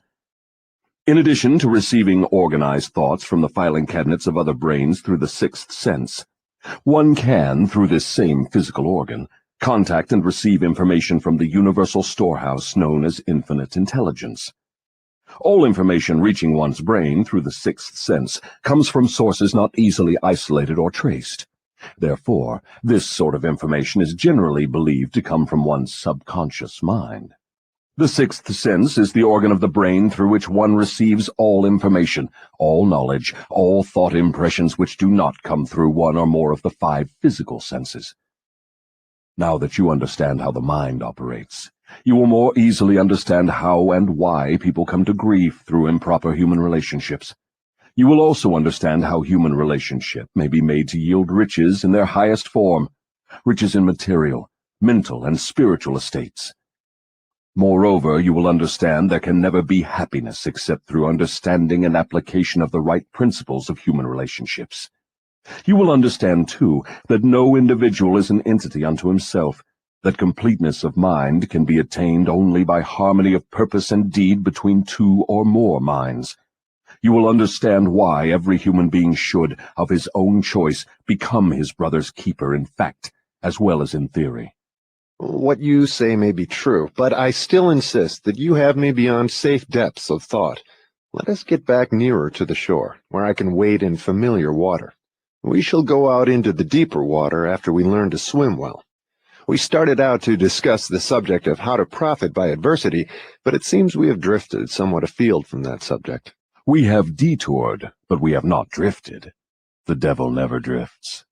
The detour was necessary in order that you might be prepared to understand the most important part of this entire interview. We are now ready to get back to the discussion of the subject of adversity. Inasmuch as most adversities grow out of improper relationships between people, it seems important to understand how people may become properly related. Naturally, the question arises as to what is a proper relationship between people. The answer is that the proper relationship is one that brings to all connected with it, or affected by it, some form of benefit. What then is an improper relationship? Any relationship between people which damages anyone, or brings any form of misery or unhappiness to any of the individuals. How can improper relationships be corrected? By change of mind of the person causing the improper relationship, or by changing the persons to the relationship. Some minds harmonize naturally, while others just as naturally clash. Successful human relationships, to endure as such, must be formed of minds that naturally harmonize, quite aside from the question of having common interests as a means of bringing them into harmony. When you speak of business leaders who succeed because they know how to pick men, You might more correctly say they succeed because they know how to associate minds which harmonize naturally. Knowing how to pick people successfully for any definite purpose in life is based upon ability to recognize the types of people whose minds naturally harmonize. Stay focused on adversity, if you will. If there are possible benefits to be found through adversity, name some of them. Adversity relieves people of vanity and egotism. It discourages selfishness by proving that no one can succeed without the cooperation of others. Adversity forces an individual to test his mental, physical, and spiritual strength. It thus brings him face to face with his weaknesses and gives him the opportunity to bridge them. Adversity forces one to seek ways and means to definite ends by meditation and introspective thought. This often leads to the discovery and use of the sixth sense, through which one may communicate with infinite intelligence. Adversity forces one to recognize the need for intelligence not available except from sources outside of one's own mind. Adversity breaks old habits of thought and gives one an opportunity to form new habits. Therefore, it may serve to break the hold of hypnotic rhythm and change its operation from negative to positive ends. What is the greatest benefit one may receive through adversity? The greatest benefit of adversity is that it may, and generally does, force one to change one's thought habits, thus breaking and redirecting the force of hypnotic rhythm. In other words, failure always is a blessing when it forces one to acquire knowledge or to build habits that lead to the achievement of one's major purpose in life. Is that correct? Yes, and something more. Failure is a blessing when it forces one to depend less upon material forces and more upon spiritual forces. Many human beings discover their other selves, the forces which operate through the power of thought, only after some catastrophe deprives them of the full and free use of their physical bodies. When a man can no longer use his hands and his feet, he usually begins to use his brain. Thus he puts himself in the way of discovering the power of his own mind. What benefits may be derived from the loss of material things, money, for example? The loss of material things may teach many needed lessons, none greater, however, than the truth that man has control over nothing and has no assurance of the permanent use of anything except his own power of thought. I wonder if this is not the greatest benefit available through adversity. No. The greatest potential benefit of any circumstance which causes one to make a fresh start is that it provides an opportunity to break the grip of hypnotic rhythm and set up a new set of thought habits. New habits offer the only way out for people who fail. Most people who escape from the negative to the positive operation of the law of hypnotic rhythm do so only because of some form of adversity which forces them to change their thought habits. Isn't adversity apt to break one's self-reliance and cause one to give up hope? It has that effect on those whose willpower is weak through long-established habits of drifting. It has the opposite effect on those who have not been weakened through drifting.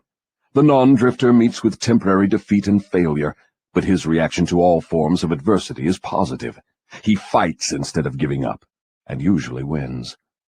Life gives no one immunity against adversity, but life gives to everyone the power of positive thought, which is sufficient to master all circumstances of adversity and convert them into benefits.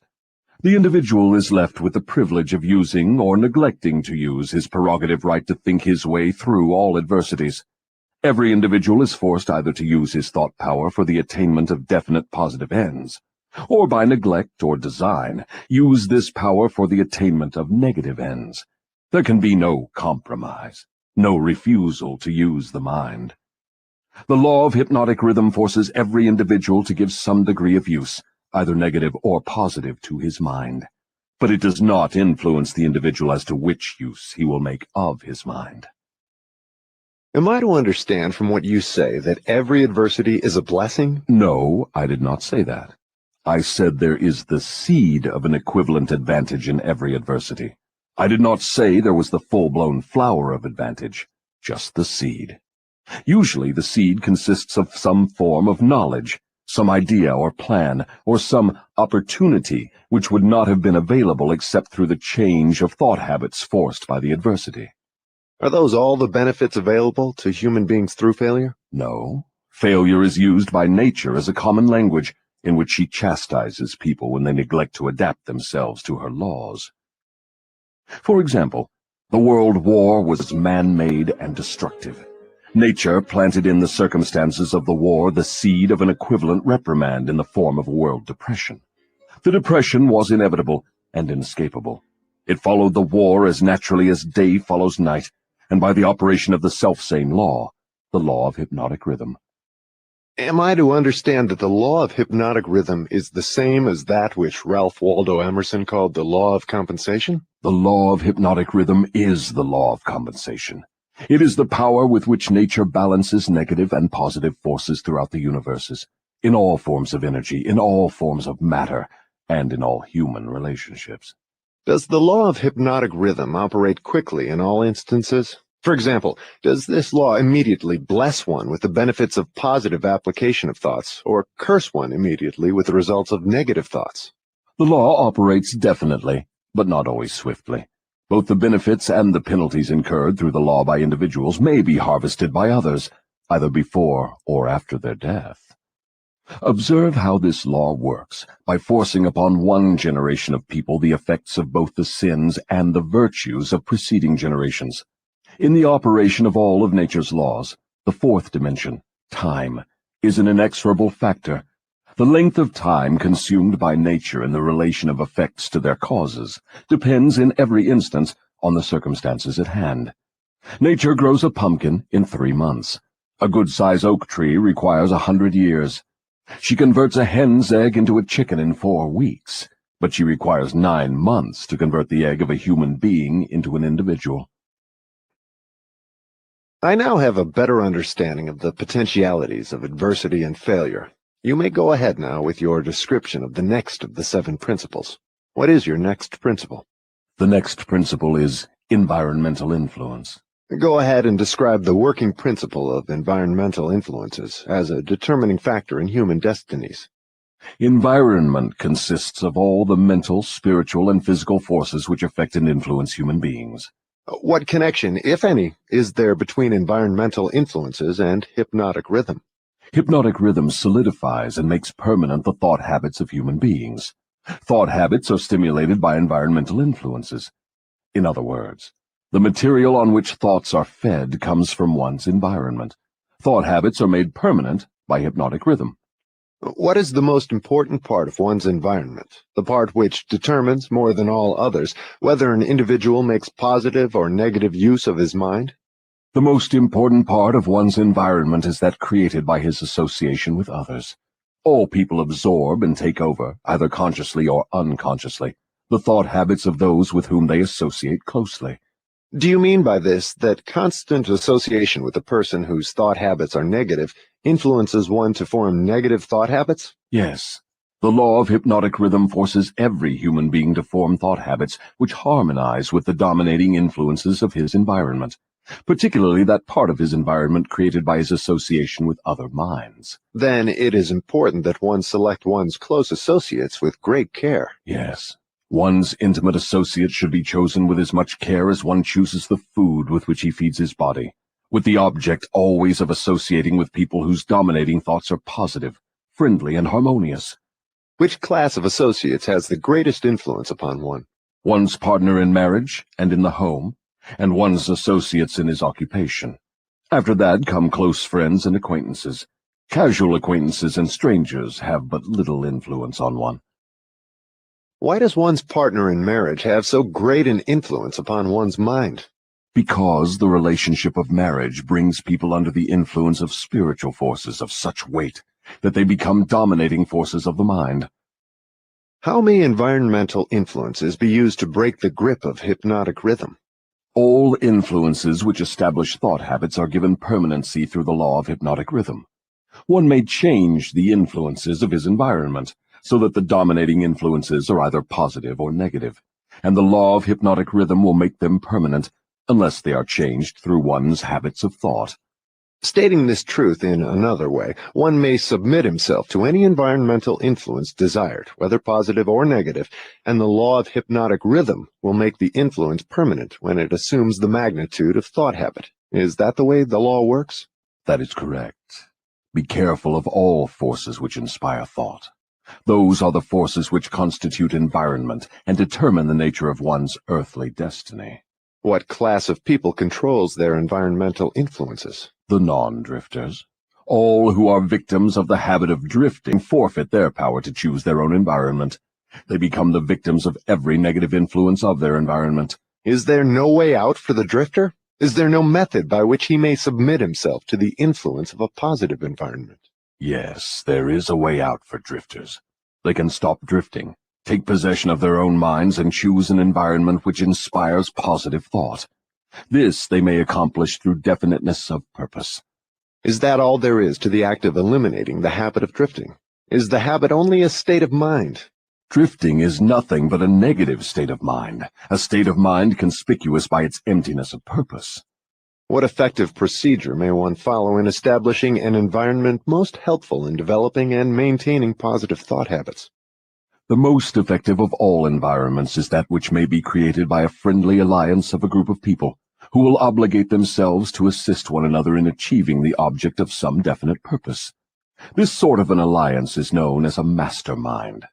Through its operation, one may associate himself with carefully chosen individuals, each of whom brings to the alliance some knowledge, experience, education, plan, or idea suited to his needs in carrying out the object of his definite purpose. The most successful leaders in all walks of life avail themselves of this sort of made-to-order environmental influence. Outstanding achievement is impossible without the friendly cooperation of others. Stating the truth in another way, successful people must control their environment, thereby ensuring themselves against the influence of a negative environment.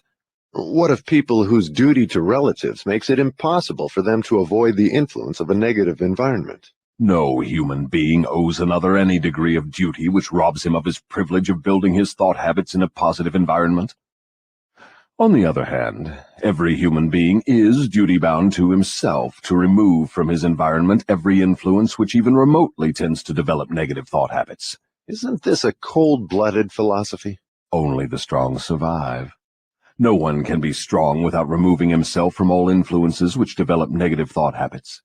Negative thought habits result in the loss of the privilege of self-determination, no matter what or who may cause those habits. Positive thought habits may be controlled by the individual and may serve his aims and purposes. Negative thought habits control the individual and deprive him of the privilege of self-determination.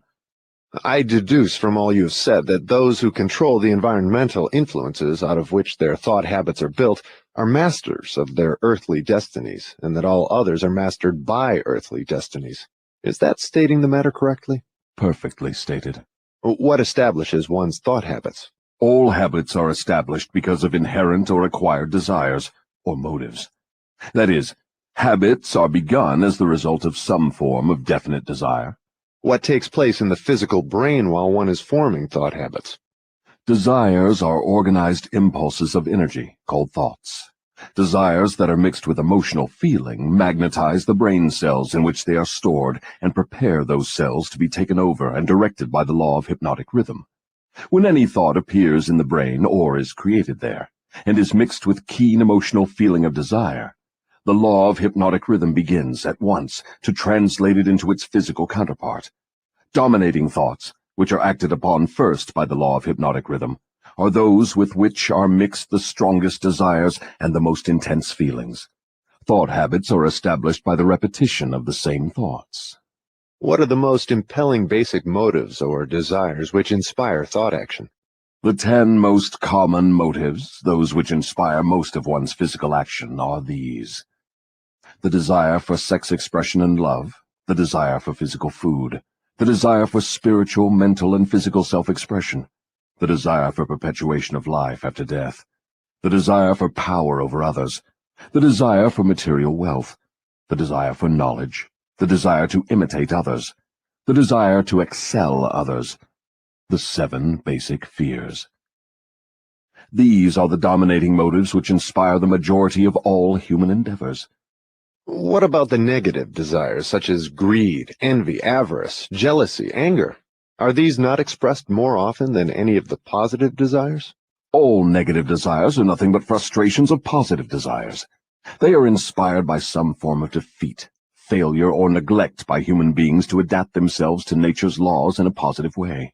That's a new slant on the subject of negative thoughts. If I correctly understand what you have said, all negative thoughts are inspired by one's neglect or failure to adapt oneself harmoniously to nature's laws. Is that correct? That is exactly correct. Nature will not tolerate idleness or vacuums of any sort. All space must be and is filled with something.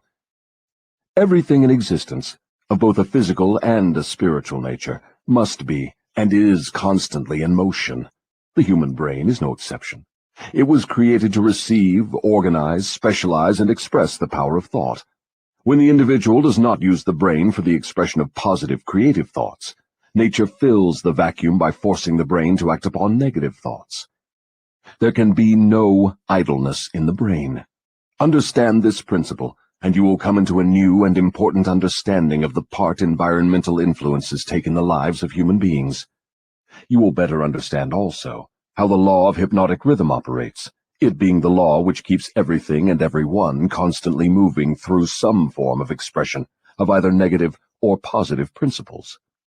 Nature is not interested in morals as such. She is not interested in right and wrong. She is not interested in justice and injustice. She is interested only in forcing everything to express action according to its nature. That is an enlightening interpretation of nature's ways. To whom may I turn for corroboration of your claims? To men of science, to the philosophers, to all accurate thinkers. Lastly, to the physical manifestations of nature herself. Nature has no such thing as dead matter. Every atom of matter is constantly in a state of motion. All energy is constantly in motion. There are no dead voids anywhere. Time and space are literally manifestations of motion of such swiftness that it cannot be measured by human beings. Alas, one is forced to the conclusion from what you say that the sources of dependable knowledge are shockingly limited. The developed sources of knowledge are limited. Every normal adult human brain is a potential gateway to all the knowledge there is throughout the universes. Every normal adult brain has within its mechanism the possibility of direct communication with infinite intelligence, wherein exists all the knowledge that is or can ever be. Your statement leads me to believe that human beings may become all they have attributed to what they call God. Is that what you mean? Through the law of evolution, the human brain is being perfected to communicate at will with infinite intelligence. The perfection will come through organized development of the brain, through its adaptation to nature's laws. Time is the factor which will bring perfection. What causes cycles of recurring events such as epidemics of disease, business depressions, wars, and crime waves? All such epidemics in which great numbers of people are similarly affected are caused by the law of hypnotic rhythm, through which nature consolidates thoughts of a similar nature and causes those thoughts to be expressed through mass action. Then the Great Depression was put into motion because great numbers of people were influenced to release thoughts of fear. Is that correct? Perfectly. Millions of people were endeavoring to get something for nothing through stock gambling. When they suddenly discovered they had gotten nothing for something, they became frightened, rushed to their banks to draw out their balances, and the panic was on. Through mass thought of millions of minds, all thinking in terms of fear of poverty, the depression was prolonged over a period of years. From what you say, I deduce that nature consolidates the dominating thoughts of people and expresses these thoughts through some form of mass action, such as business depressions, business booms, and so on. Is that correct? You have the right idea. Let us now take up the next of the 7 principles. Go ahead and describe it. The next principle is time, the 4th dimension. What relationship is there between time and the operation of the law of hypnotic rhythm? Time is the law of hypnotic rhythm. The lapse of time required to give permanency to thought habits depends upon the object and the nature of the thoughts. But I understood you to say that the only enduring thing in nature is change. If that is true, then time is constantly changing, rearranging, and recombining all things, including one's thought habits. How then could the law of hypnotic rhythm give permanency to one's thought habits? Time divides all thought habits into 2 classes, negative thoughts and positive thoughts. One's individual thoughts are, of course, constantly changing and being recombined to suit the individual's desires. But thoughts do not change from negative to positive or vice versa, except through voluntary effort on the part of the individual. Time penalizes the individual for all negative thoughts and rewards him for all positive thoughts, according to the nature and purpose of the thoughts. If one's dominating thoughts are negative, time penalizes the individual by building in his mind the habit of negative thinking, and then proceeds to solidify this habit into permanency every second of its existence. Positive thoughts are, likewise, woven by time into permanent habits. The term permanency, of course, refers to the natural life of the individual. In the strict sense of the term, nothing is permanent. Time converts thought habits into what might be called permanency during the life of the individual. Now I have a better understanding of how time works. What other characteristics has time in connection with the earthly destiny of human beings? Time is nature's seasoning influence through which human experience may be ripened into wisdom. People are not born with wisdom, but they are born with the capacity to think, and they may, through the lapse of time, think their way into wisdom. Do youths ever possess wisdom? Only in very elementary matters. Wisdom comes only through the lapse of time. It cannot be inherited, and it cannot be imparted from one person to another except through the lapse of time. Does the lapse of time force an individual to acquire wisdom? No. Wisdom comes only to non-drifters who form positive thought habits as a dominating force in their lives. Drifters and those whose dominating thoughts are negative never acquire wisdom, except of a very elementary nature. From what you say, I infer that time is the friend of the person who trains his mind to follow positive thought habits, and the enemy of the person who drifts into negative thought habits. Is that correct? That is precisely true. All people can be classified as drifters and non-drifters. Drifters are always at the mercy of the non-drifters, and time makes this relationship permanent. Do you mean that if I drift along through life without definite aim or purpose, the non-drifter may become my master, and time only serves to give the non-drifter a stronger and more permanent grip upon me? That is stating the truth exactly. What is wisdom? Wisdom is the ability to relate yourself to nature's laws so as to make them serve you, and the ability to relate yourself to other people so as to gain their harmonious, willing cooperation in helping you to make life yield whatever you demand of it. Then accumulated knowledge is not wisdom. Great heavens, no. If knowledge were wisdom, the achievements of science would not have been converted into implements of destruction. What is needed to convert knowledge into wisdom? Time, plus the desire for wisdom. Wisdom is never thrust upon one. It is acquired, if at all, by positive thinking, through voluntary effort. Is it safe for all people to have knowledge? It is never safe for anyone to have extensive knowledge without wisdom. What is the age at which most people who acquire wisdom begin to acquire it?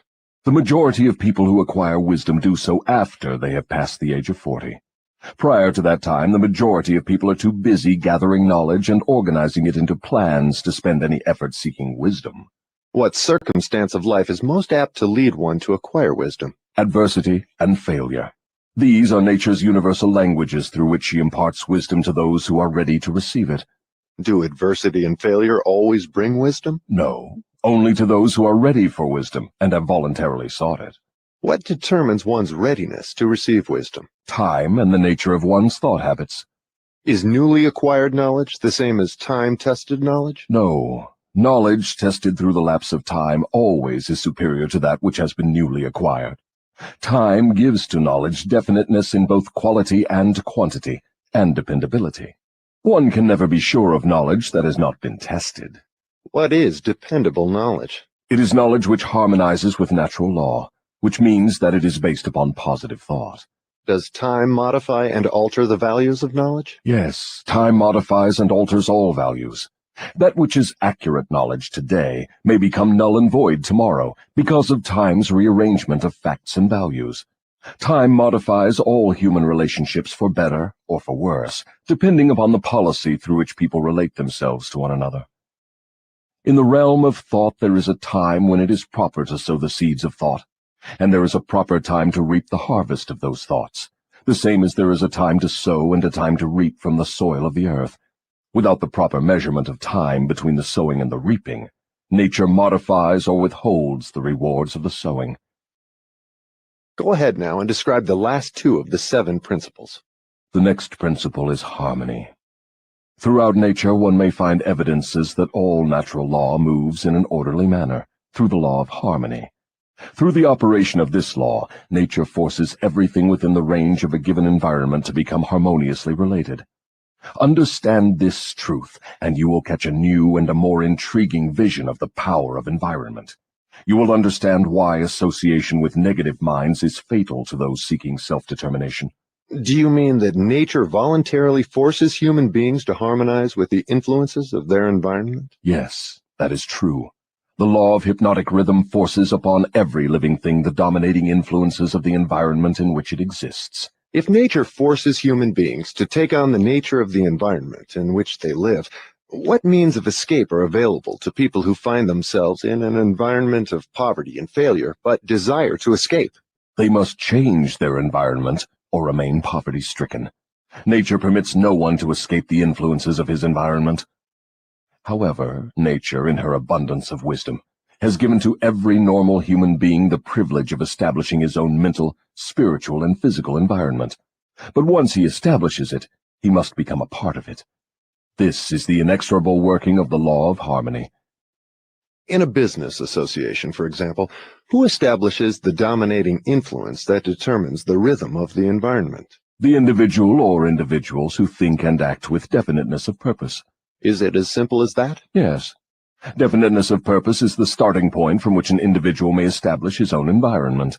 I do not seem to follow your reasoning. The entire world is torn with warfare and business depressions and other forms of strife which represent about everything except harmony. Nature does not seem to be forcing people to harmonize with one another. How do you explain this inconsistency? There is no inconsistency. The dominating influences of the world are, as you say, negative. Very well, nature is forcing human beings to harmonize with the dominating influences of the world environment. Manifestations of harmony may be either positive or negative.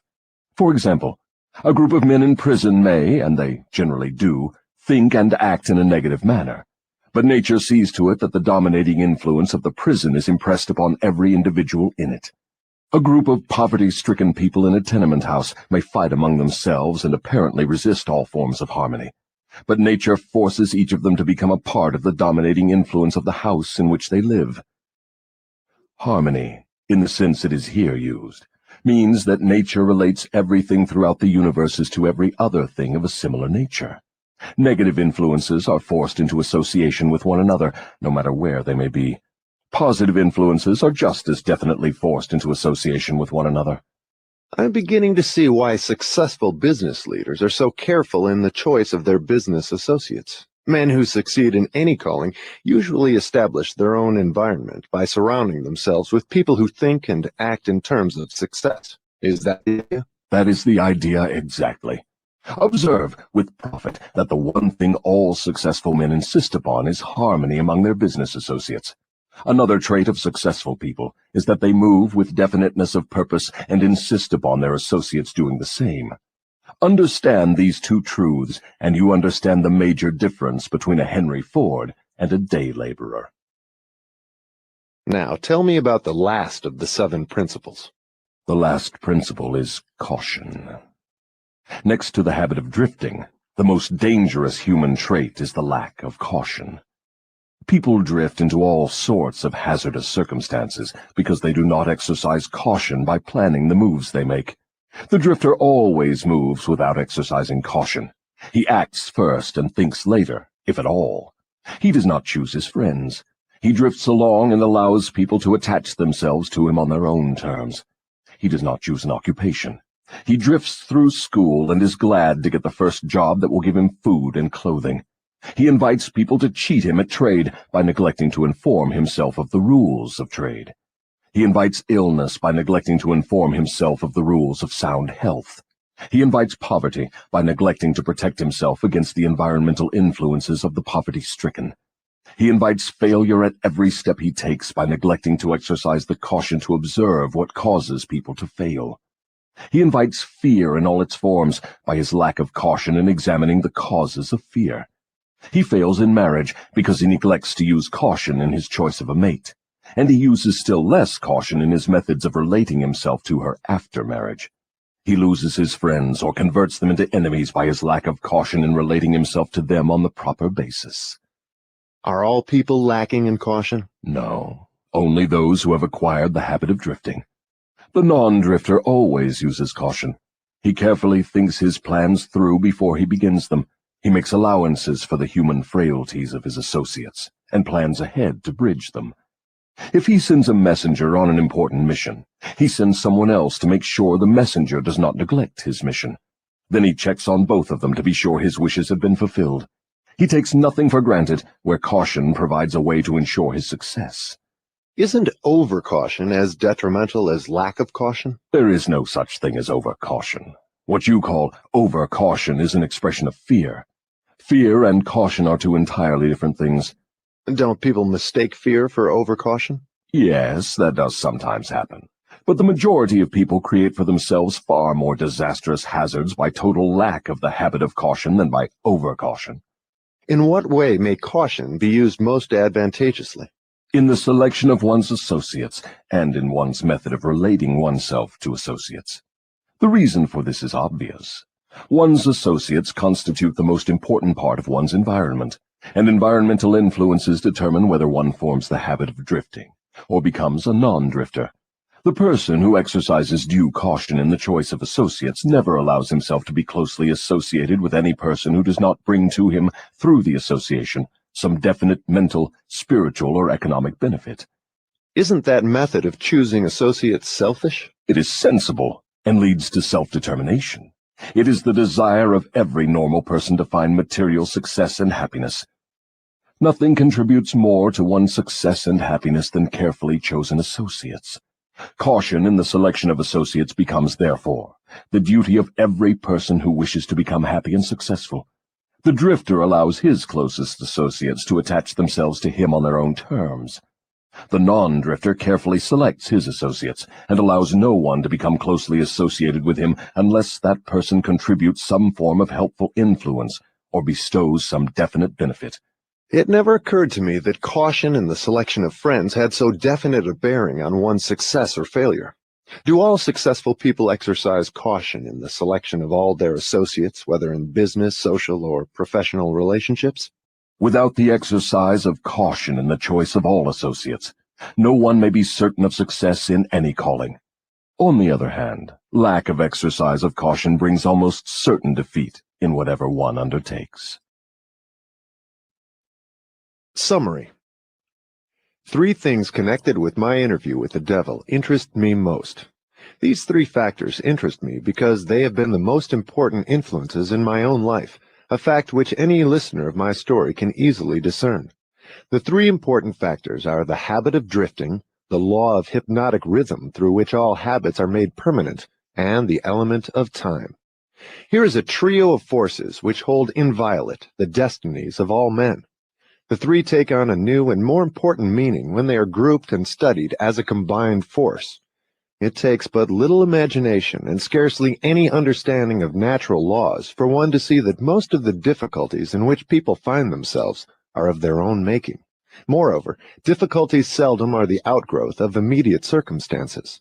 They are generally the climax of a series of circumstances which have been consolidated through the habit of drifting and with the aid of time. Samuel Insull did not lose his $4 billion industrial empire as the result of the Depression.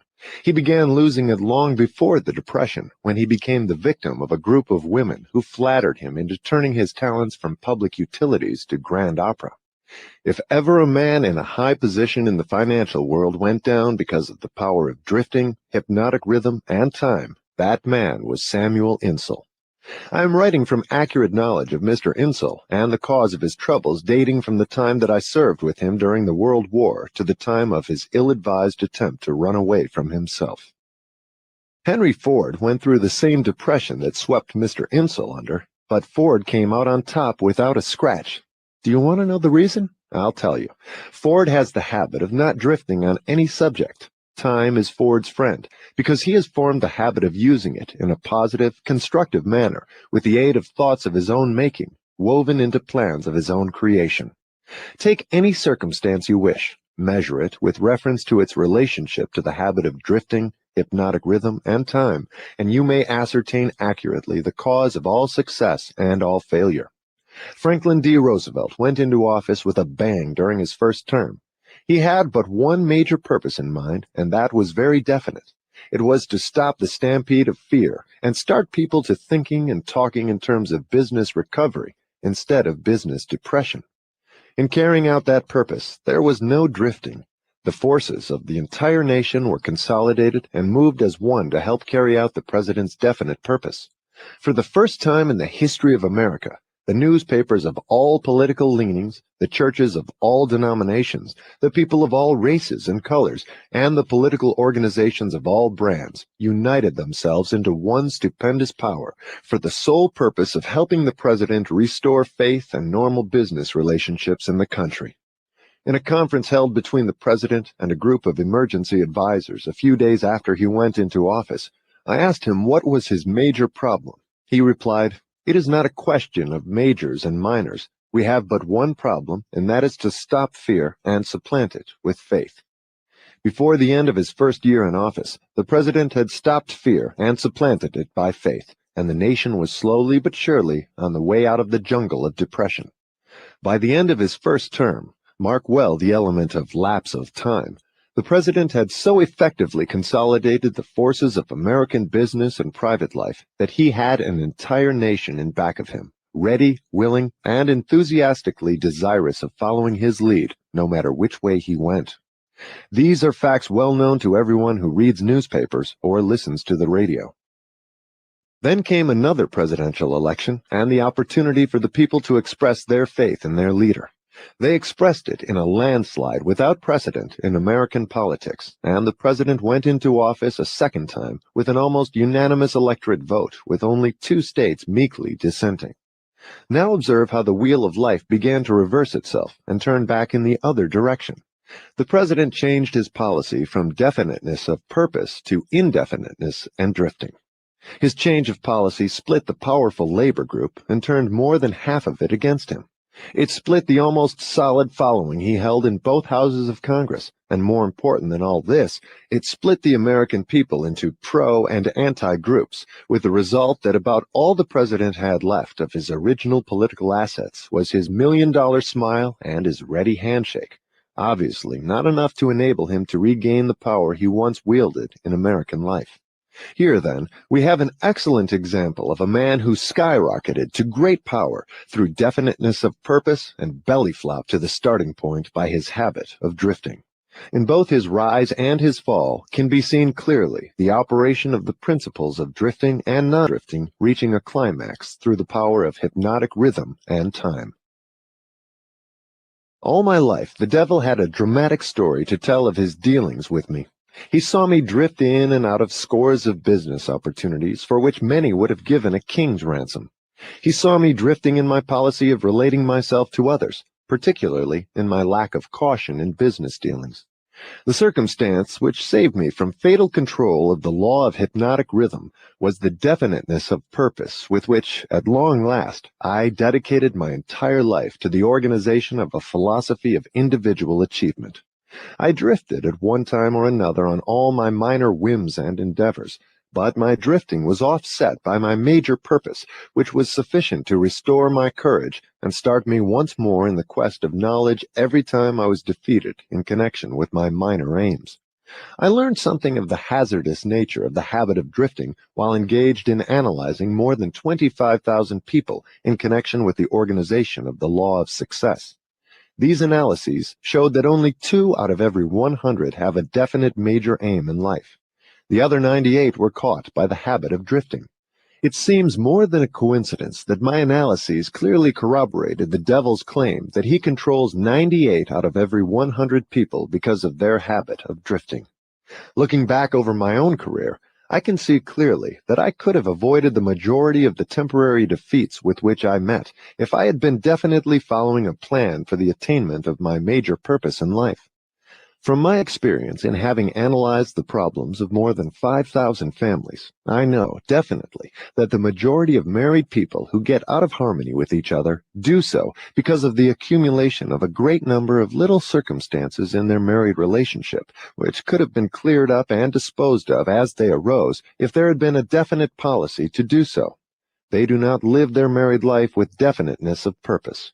So the story has gone, all back down the ages. The man with the most definite plan and purpose and the most power rides on to victory. The others scurry for cover and get crushed under the heels of those who are more determined. The answer is not hard to find. There is no use looking toward high heaven for it. For my part, I would prefer to seek the answer from the devil, for he would tell me quickly enough that victory goes to the people who know what they want and are determined to have it. They have mastered the habit of drifting. They have definite policies, definite plans, and definite objectives. Their opposition, which may outnumber them very greatly, has no chance against them, because the opposition has no plan, no purpose, no policy, except that of drifting along, hoping that something may turn up to help them. In those 3 brief sentences, you have the sum and the substance of the difference between success and failure, power and lack of it. We come now near to the end of our visit through this book. If we were to try to state in one brief sentence the most important part of that which I have tried to convey through the book, it would be something like this. One's dominating desires can be crystallized into their physical equivalents through definiteness of purpose, backed by definiteness of plans, with the aid of nature's law of hypnotic rhythm and time. There you have the positive phase of the philosophy of individual achievement I've tried to describe through this book, brought down to an irreducible minimum of brevity and simplicity. If you expand the philosophy for the purpose of adapting it to the circumstances of life, you find that it is as broad as life itself, that it covers all human relationships, all human thoughts, aims, and desires. So here we are, at the end of the strangest of all the thousands of interviews I have had with the great and the near great, over a period of 50 years of labor, in my search for the truths of life that lead to happiness and economic security. How strange indeed that after having had active cooperation from men such as Carnegie, Edison, and Ford, I should have been compelled, finally, to go to the devil for a working knowledge of the greatest of all the principles uncovered in my quest for truth. How strange that I was forced to experience poverty and failure and adversity in 100 forms before being given the privilege of understanding and using a law of nature which softens the thrust of these wicked weapons or wipes them out altogether.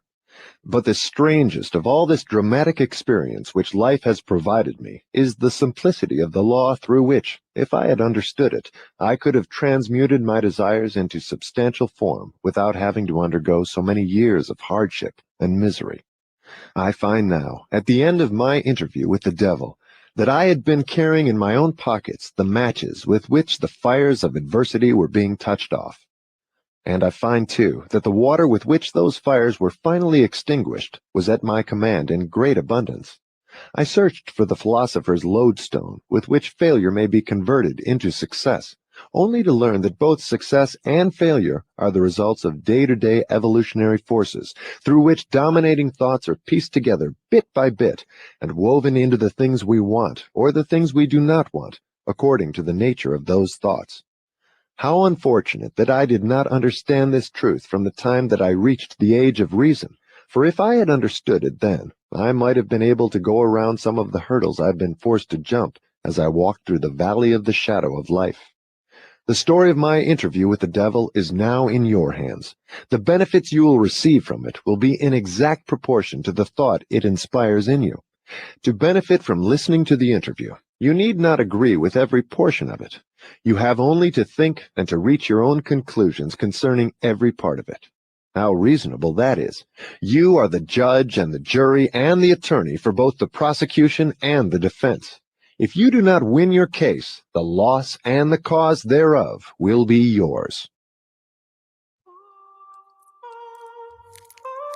Baby girl, I love you. No matter what I do, I love you. Too solid, baby girl, you know I love you. No matter what. Why? I love you. I don't know why. I love you. I don't know why. I love you. I treat you this way, and you stay. Why? I love you.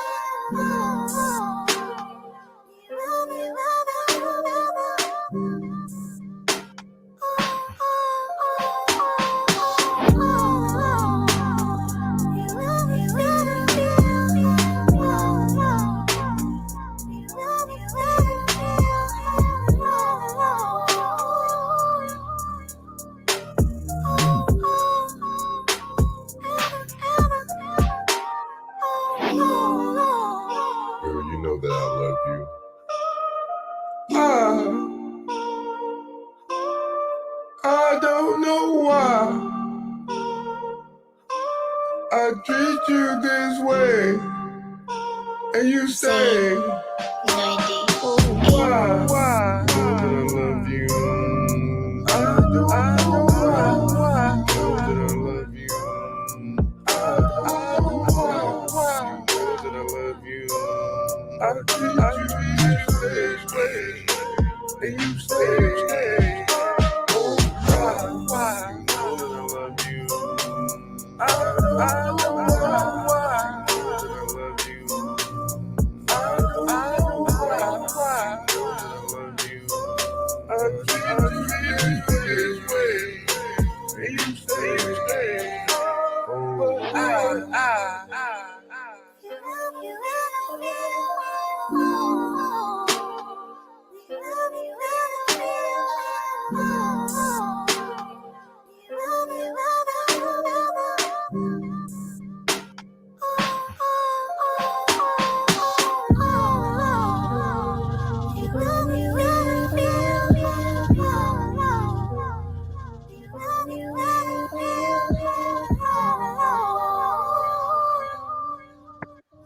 Shout out to the HOTC, all the brothers and sisters in the back chat, on the Nebuchadnezzar. Beam me up, Scotty. Rude boy, What now? me a go. What you do that for? No, you don't love me. Don't you know I love you, girl? No, Why you pack your bags? me a go. You don't go nowhere. You know Shout out to that boy Huey P. And that boy Cautious Castaway. One time, Tiny Invest. You already know, baby girl.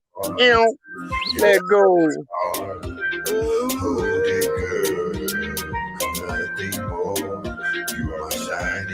Hear me? Child Rastafari is here in the flesh, enough stress. The smell me cologne gets me fresh. The reefer me burn down my chest. The reefer me burn down chalice. The reefer me burn. The reaper return from the dead. The reaper they shot upon head. The natural one said rain fire upon them. Liquor shot rain fire upon them. Rasta. Love is love. Love is love. Nothing in this world tear us apart. You have my heart. Hold it, girl. Nothing more. You are my shining girl. Love is love, like Cupid and the ladybug, bitten by her love with drug. I love to kiss your body, girl. Let me see your winding up. Make me want to fire. Suppliers that couldn't provide all her desires. So marijuana wandered into the wilderness. To get how the princess needed to give a kiss. Diamond bells with the wrist, the present was the gift wrapped up in the box. My love can't get your shit back. Love is love. Love is love. Nothing in this world tear us apart. You have my heart. Hold it, girl. Nothing more. You are my shining girl. Cautious, if you got my heart, then you better keep it, cause it ain't too many I can be legit with. I put up with your shit, you put up with my shit. Our worlds intertwined, so we equally balanced. Law is love, are you up for the challenge? Love is action, and it speaks in silence. You ain't gotta say nothing, I can see who you down with. Nothing outside can keep us grounded. Love is love. Love is love. Nothing in this world tear us apart. You have my heart. Hold it, girl. Nothing more. You are my shining girl.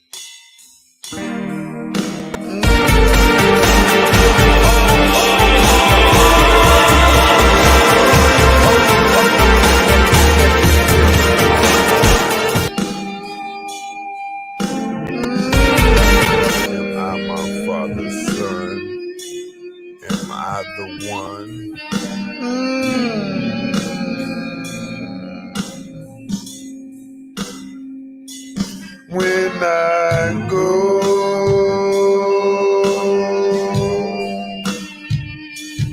when I go,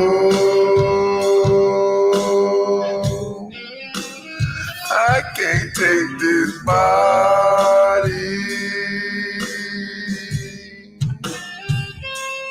When I go,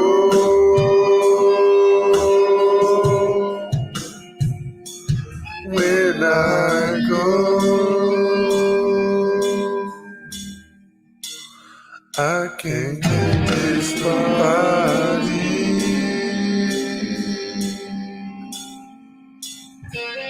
I know when I go, just me, the spiritual being. When I go, I know I can't take this body with me, but I'ma strive to ascend to the next reality. It's my destiny, searching for the source, infinite energy. But I